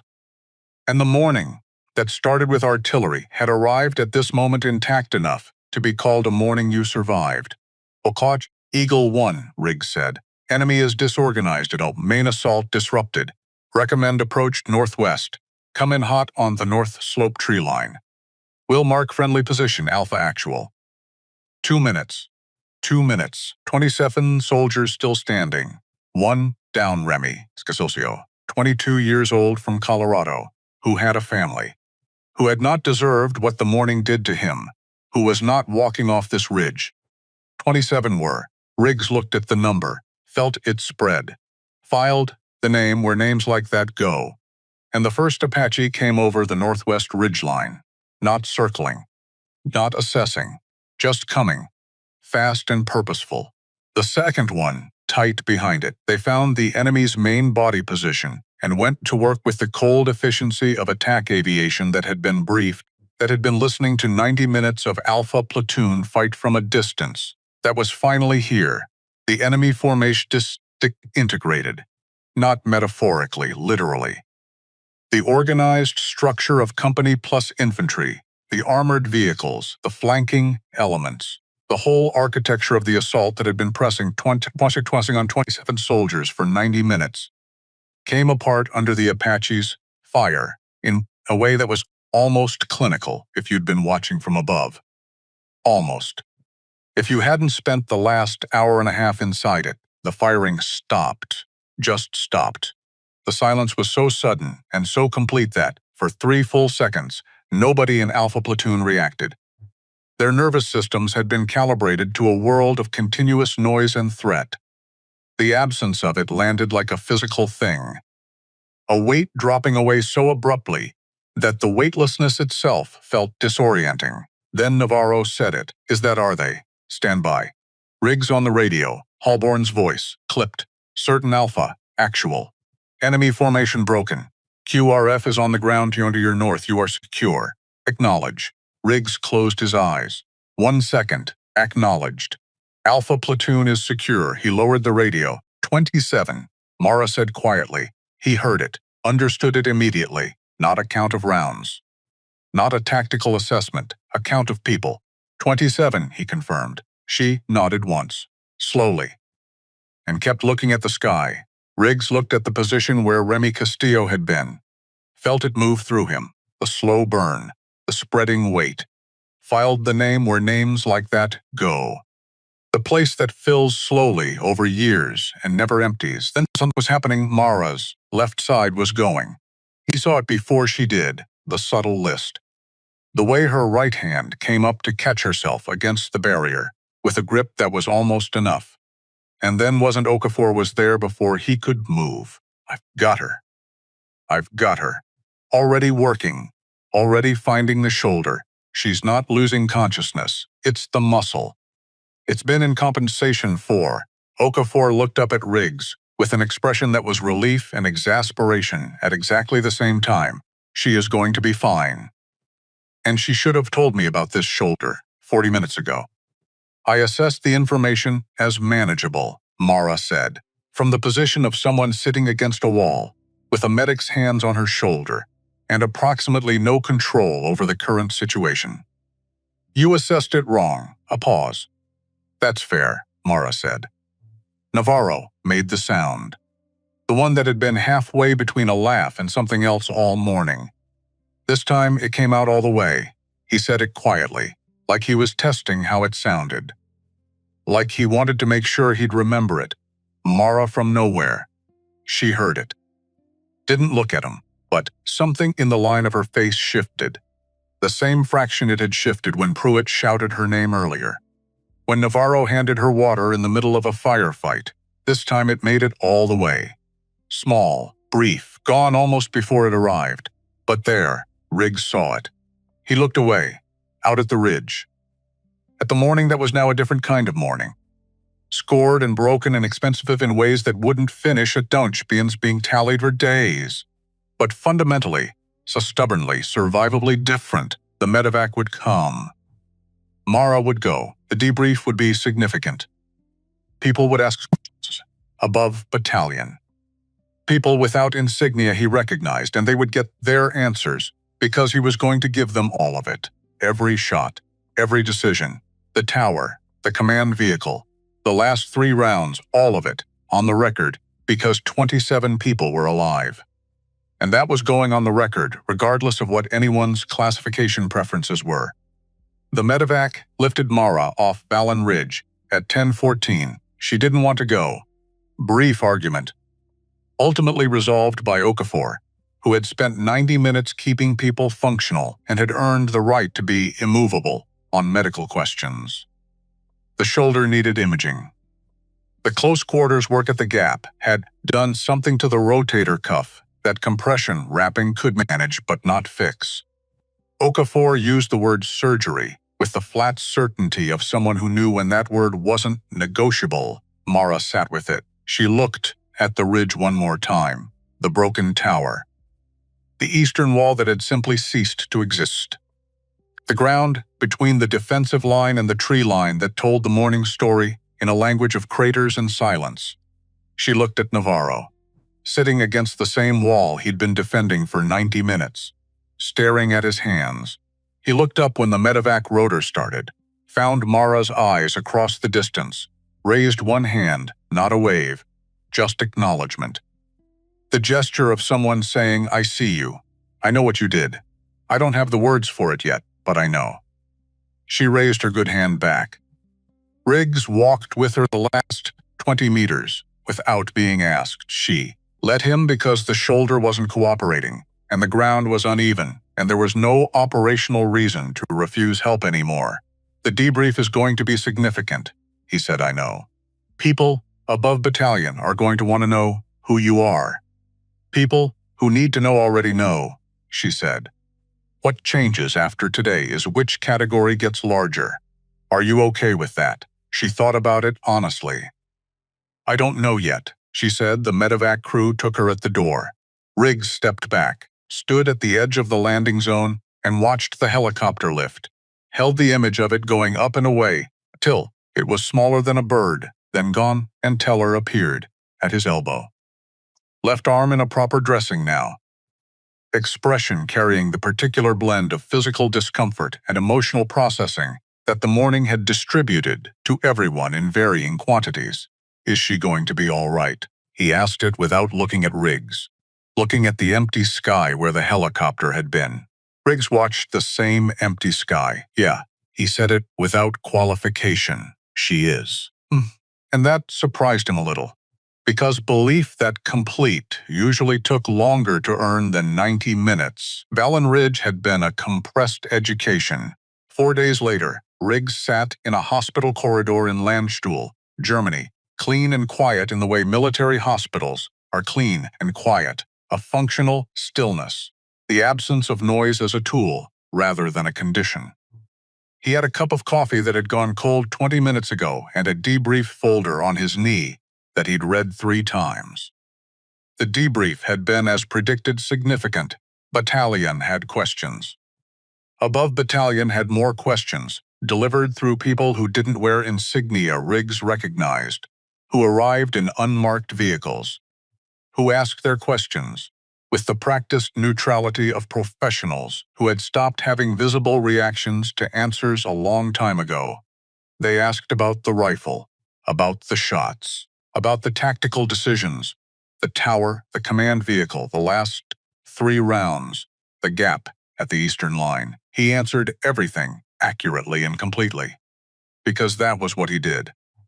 And because he had decided before the first question was asked that Maravas's actions on Vallon Ridge were going on the record, regardless of what anyone's classification preferences were. She saved 27 lives. That was going on the record. The door at the end of the corridor opened. A doctor came out, said something brief to the nurse at the station. Riggs stood. The nurse looked at him. Sergeant Riggs, she's asking for you. He left the cold coffee chair. Mara's room was small and hospital standard. She was sitting up in the bed, left arm in a proper sling, right hand holding a water cup. The particular expression of, since well before the nurses, thought she should be awake and had been thinking the whole time. She looked better than she had on the ridge, also worse. The ridge had given her a purpose to organize herself around. The hospital had taken it away. You look terrible, Riggs said. You look like you slept in that uniform, she said. I did. He pulled the chair to the bedside. Sat housed the shoulder. Surgery was this morning. 4 to 6 weeks of physical therapy before I'm cleared for field work. She looked at the sling. The orthopedic surgeon asked me if I'd been aware I was firing with a grade 3 tier. What did you say? That I'd been aware pre-existing strain. She set down the water cup, which is technically accurate. I thought so. He almost smiled. What else? That I need to stop doing things that cause grade 3 tears. Good advice. Terrible timing. The honesty of it landed between them. Acknowledged and set aside in the same breath. The people who came to see you, she said. What did they actually want? He put the debrief folder on the bedside table. They wanted to know whether what you did was repeatable, whether it was a condition of the situation or a condition of you. He paused. I told them it was you.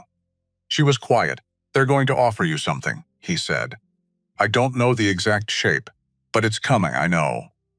She looked at the sling. Cold line was officially suspended 16 months ago. The operators were given lateral assignments while the program was reviewed. The review has apparently concluded. What does that mean? It means someone decided the operational requirement still exists, and that suspending the program was a mistake. She paused, and that today gave them the argument they needed to make that case loudly. He leaned forward. How do you feel about that? The question landed carefully, not a command, not a briefing request. The question one person asks another person when they genuinely want the answer. Mara held it for a long moment. I don't know if I'm the same person who went into Cold Line at 23, she said finally. That person had a cleaner relationship with what the work required. She understood what the missions cost, and she paid the cost, and she moved on. A pause. I'm 30 now. The accounting works differently. What changed the accounting? She looked at him. Declan, she said. She said the name the way people say names they've been careful with for a long time. Precisely. Fully. Without the abbreviation that sometimes accumulates around painful things. My spotter. Last Cold Line deployment before the suspension. We'd worked together for years. He was the best I've ever seen on the observational side. He could read a battlefield the way other people read text. Faster, more completely, better retention. She stopped, started again. He was killed on the extraction, not by enemy action. By a command decision that sent the extraction vehicle down a route that 3 people in the intelligence chain had flagged as compromised. Flags overridden by someone prioritizing schedule over safety. The silence after that was a particular kind.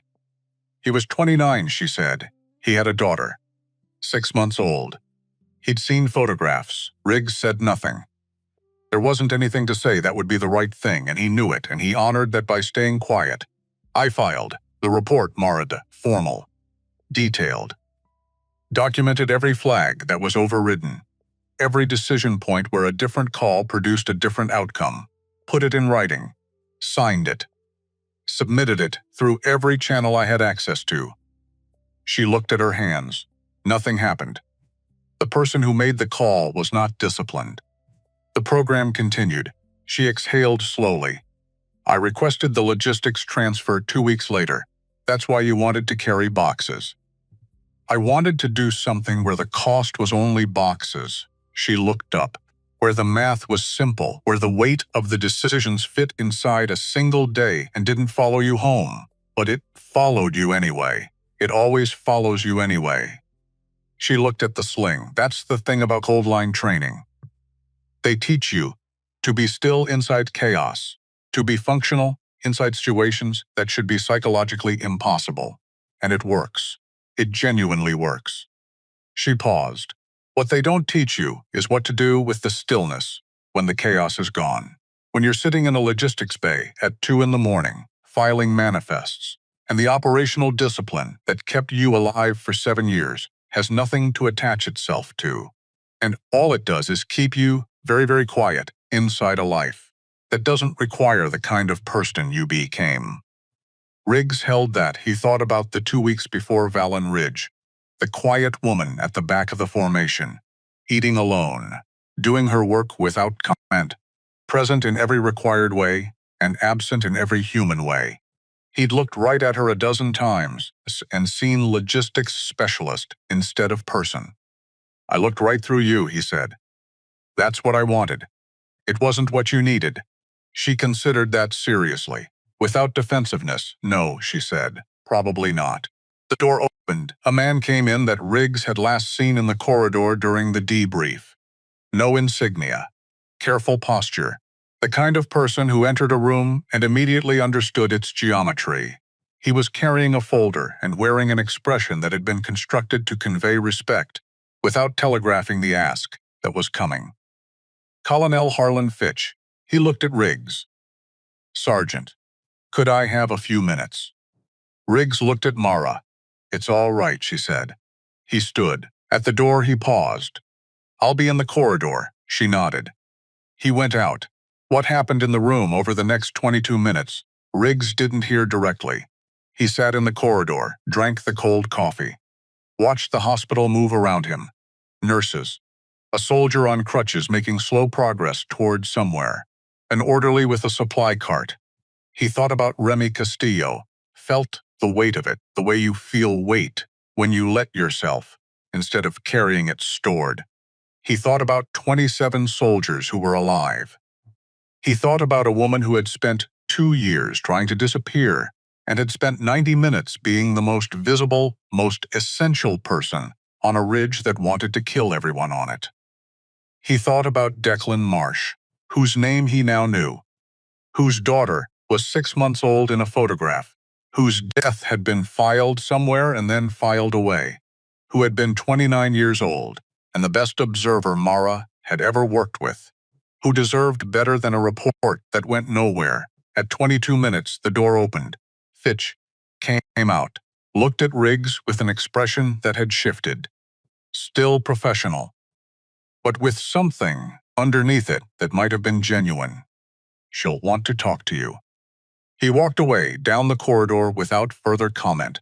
Riggs went back and Mara was looking out the window. The light through it was late afternoon, long and angled. The particular quality of light that belongs to Deus had blasted and are finally arriving at their should. What did he offer?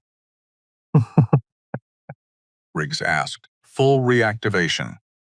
Cold Line is being rebuilt under a new command structure. Revised operational protocol. She kept looking at the window. The overrides that killed Declan. That specific failure in the review chain. It's being addressed. New safeguards. Documented. Formal. With accountability attached. Is that enough? A long pause. "I don't know," she said. "I asked him that directly. He said it's the best answer he could give me. Whether it's enough is something only I can decide." She paused. "He also said something I didn't expect. What the reason they want Cold Line back isn't only the operational capability. It's because of what this morning demonstrated. That operators with this level of training and judgment can do things in the field that change outcomes in ways conventional force cannot." She turned from the window. "He said Valen Ridge is going to be a case study. That what I did this morning is going to be taught." Riggs looked at her. "How do you feel about that same question?" Same genuine want for whatever answer she actually had. She looked at him for a long moment. "I feel like Declan should be in that case study." She said it steadily. His name. Not as a footnote, as a fundamental part of the picture. What it costs. What the work requires. What the people who do it carry. I told Fitch that. I said it was a condition. What did he say? He said he'd make it happen. Do you believe him? The longest pause of the conversation. "I believe it enough," she said. And there it was. That word. The one she'd used on the ridge, when he asked about the antenna shot, when he asked about the counter-sniper, when Okafor asked about the shoulder, the word that meant as much as it needs to be, as much as the situation requires, no more than what's actually known. "Enough. What are you going to do?" he asked. She looked at the sling. 4 to 6 weeks of physical therapy, and then I'm going to make a decision. That's not an answer, it's the honest one. He accepted that. He stood, moved the chair back to its place against the wall. "Navarro asked about you," he said. First thing out of his mouth when I got back from the initial debrief. He asked if you were going to be okay. Specifically, he paused. He said, and this is a direct quote from a 20-year-old from San Antonio, who's still figuring out how to say important things, he said. "She held the line for us. Somebody needs to hold it for her now." The silence that followed was softer than the others. "He's a good soldier," Mara said. "He's going to be a great one." Riggs looked at her. "Because of this morning. Because he watched someone do something he didn't know was possible, and it changed what he thinks is possible for himself." She was quiet for a moment, doing the accounting that was visible in the quality of her silence. "I hope they carry the right thing," she said, finally. "What's the right thing?" She thought about it seriously, without shortcuts. "That it's not about not being afraid," she said. "I was afraid this morning, multiple times. The counter-sniper, the open ground, the gap." She stopped. "Fear isn't the absence of the ability to act. Fear is information. It tells you what matters. The question is whether you let it make the decision or just inform it." She paused. "Declan used to say that the bravest thing you can do isn't to stop feeling afraid.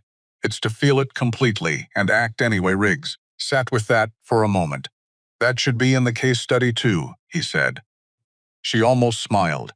"Maybe it will be," she said. He stood, extended his hand. Not a formality, the deliberate thing. The soldier's acknowledgement offered, between equals. between people who have been inside something together and are marking the fact of having come out the other side. She took it with her right hand. Firm, steady. It was an honor, Private Voss, he said. She held the handshake for a moment. Mara, she said. He nodded once. Mara, outside the hospital window, the day was running out of light.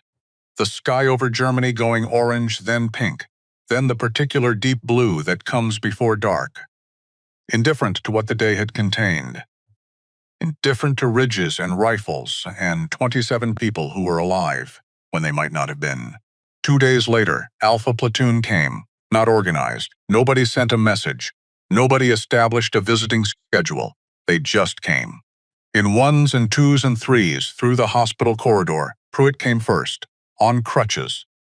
His thigh wound healing, on the schedule that 19-year-old bodies manage when supplied with stubbornness. He stood in the doorway before coming in, checking that the person he was visiting was the same person he remembered from the ridge she was. And wasn't. Same eyes, same steadiness, but without the rifle. Without the operational compression the morning had required, more simply herself. Hey, Voss, hey, Pruitt. He sat in the chair. Looked at the sling, looked at his hands, which had recovered from the shock of the morning, but still sometimes shook slightly in the early hours, which Okafor had told him was normal and would pass. I've been trying to figure out what to say, he said. Since the ridge. I've gone through like 30 versions. You don't have to say anything. I know. I wanted her. You didn't know me. You didn't know any of us. Not really. 2 weeks and we were strangers. He paused, and you still went up that tower. Went outside the line. Fought in the gap with an empty rifle. His voice caught slightly.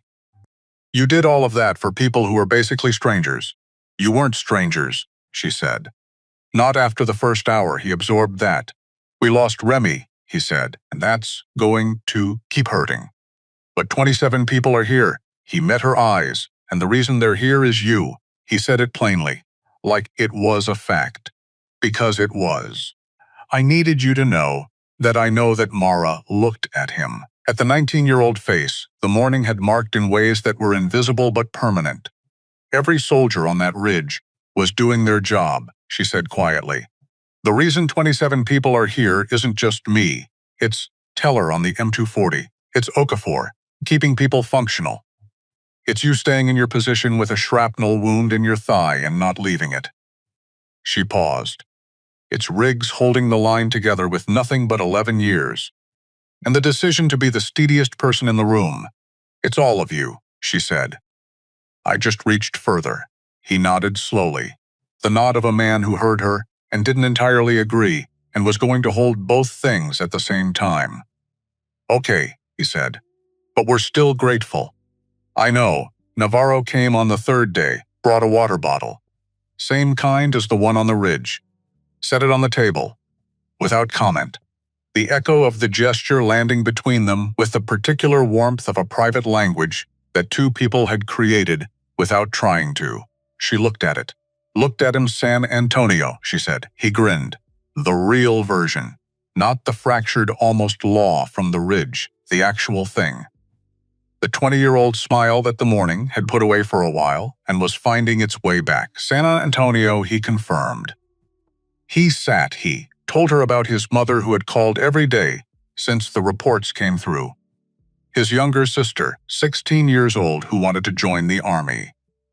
About whom Navarro had extremely complicated feelings that the morning had made more complicated. Mara listened, asked about the sister's name, asked about San Antonio, which she'd passed through once on a transit that didn't count as actually seeing it. For 45 minutes, they talked about nothing that had anything to do with rifles or ridges, or the geometry of survival. And it was the best conversation Mara Voss had had in longer than she could easily calculate. When Navarro left, he paused at the door. I told my mom about you.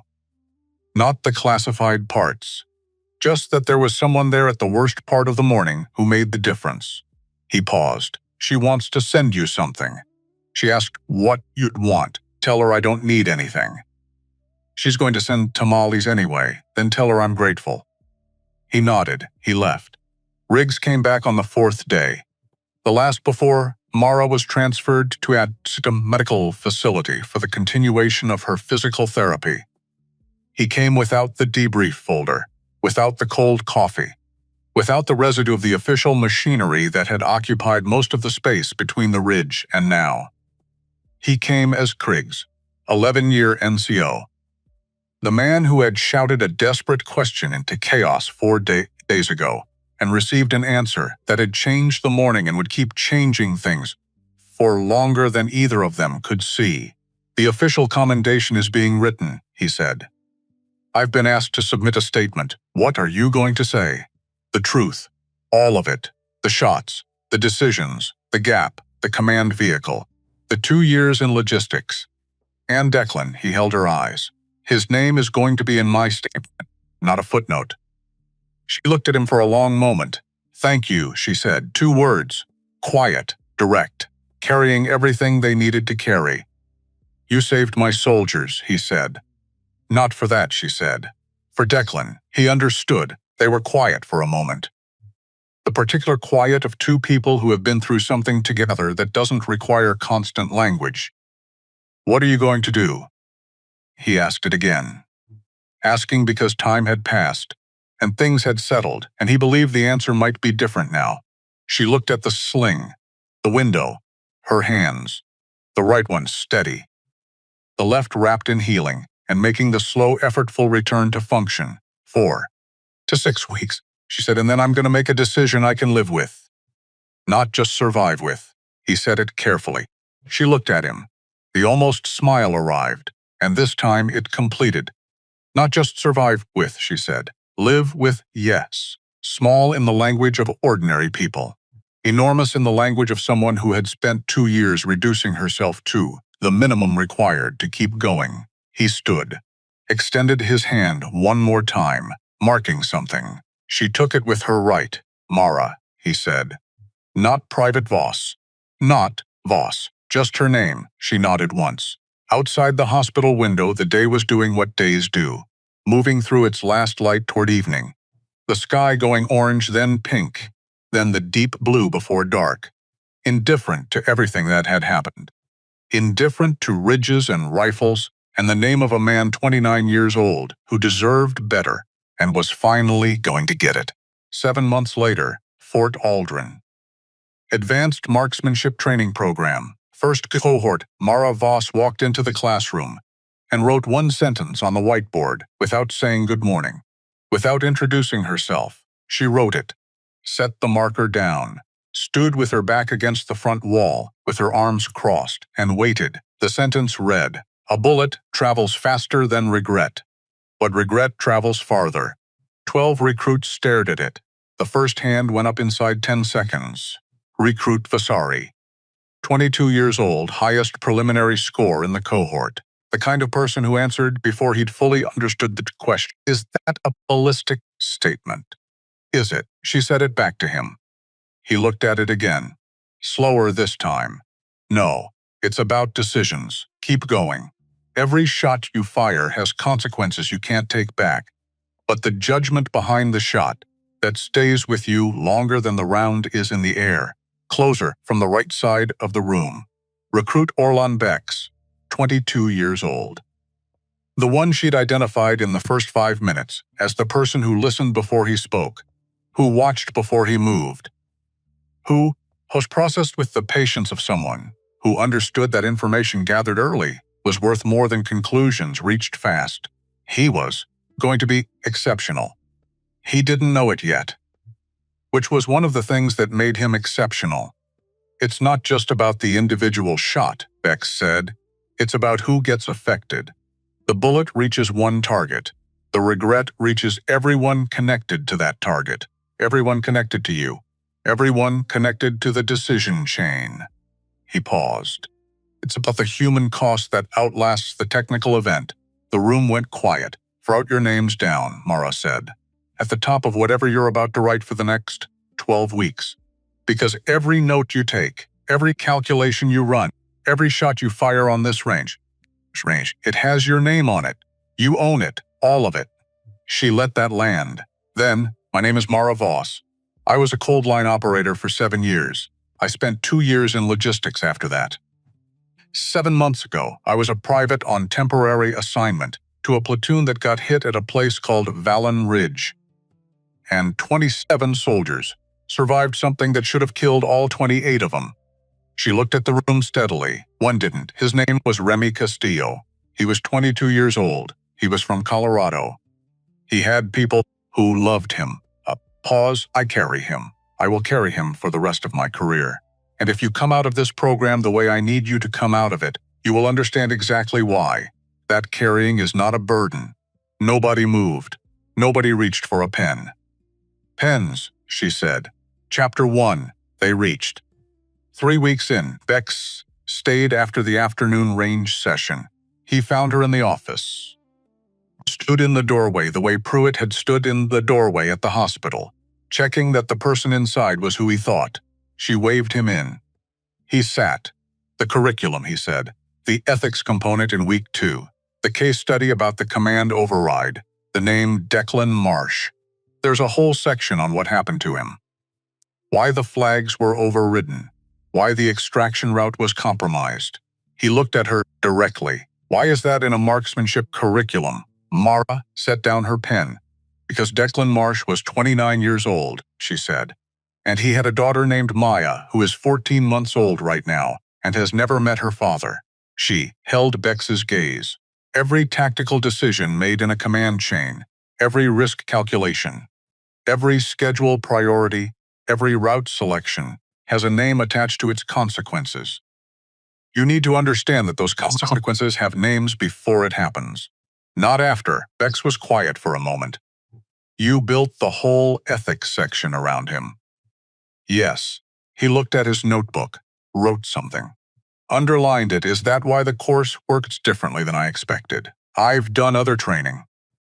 Nobody talks about what the decisions cost. They talk about what the decisions accomplish. They're the same thing, Mara said.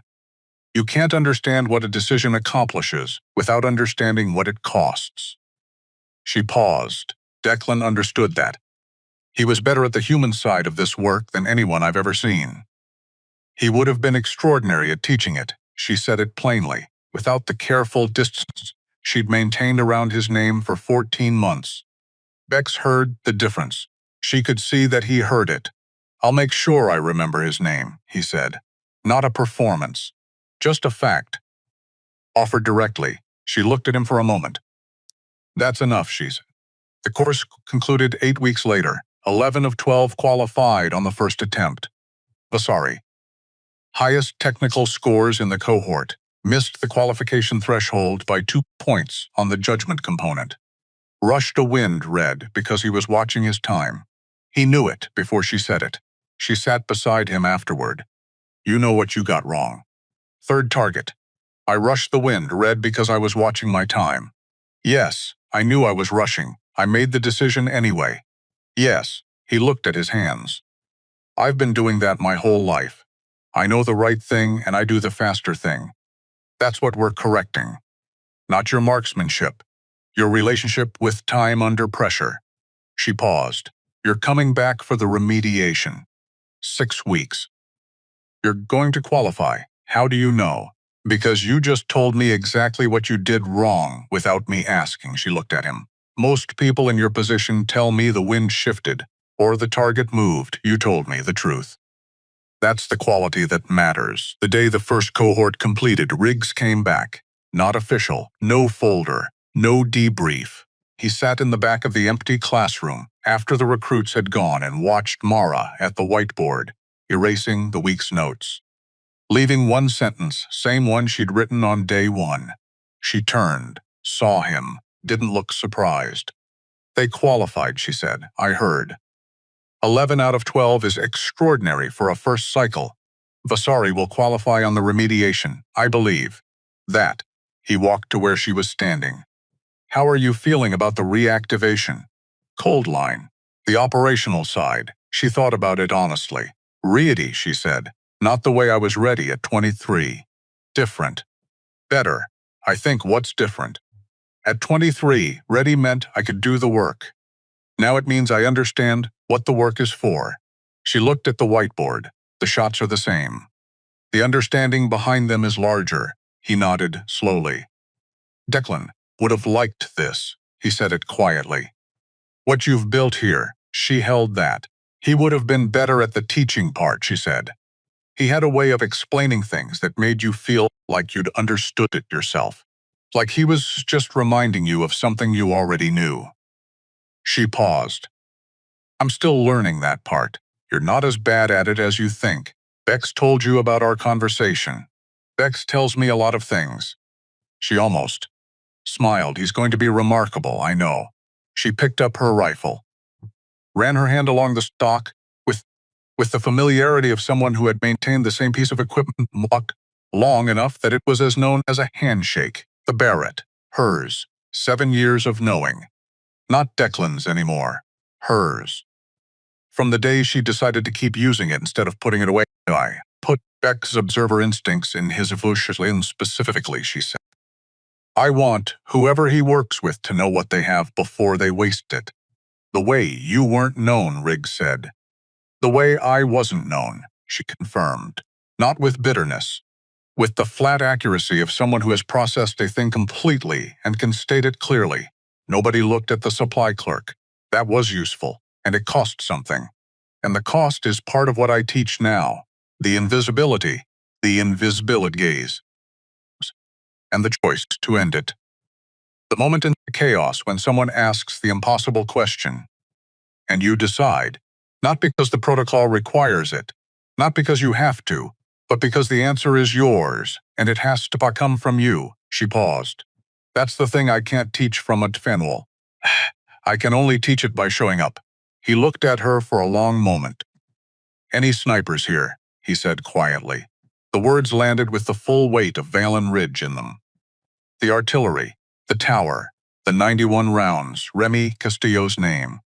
27 people walking off a ridge that tried to keep them.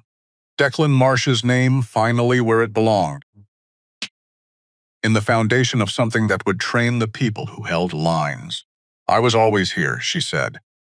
She put the rifle on her shoulder. She walked off the range in the late light. The evening settled around Fort Aldrin, unhurried, indifferent to importance. Simply present, inside the training building. 12 qualification documents were sitting on a table. In a formal file, a name was on a record that hadn't been there before. Not a footnote, a person, with a case study attached, with accountability documented. With a daughter named Maya, who was 14 months old and would grow up, knowing that her father's name meant something. That it had been placed where it could do the most good. In the foundation of a program that would train the people who held lines, who made decisions in the dark, who understood that what the work costs and what the work accomplishes were never two different things. In San Antonio, a 20-year-old soldier was eating his mother's tamales and telling his sister about a woman he'd handed water to on a ridge. And the sister was listening, with the bright-edged attention of someone deciding something about her own future. And in the long corridor of whatever came next, Mara Voss walked forward with the full weight of everything the morning had cost and everything it had made, carrying it the way she carried everything. Not lightly. Not without awareness of what it required, but completely and without apology, in the precise and particular way of someone who had finally understood that the weight was not a burden. It was the whole point. She had been always here. She always would be.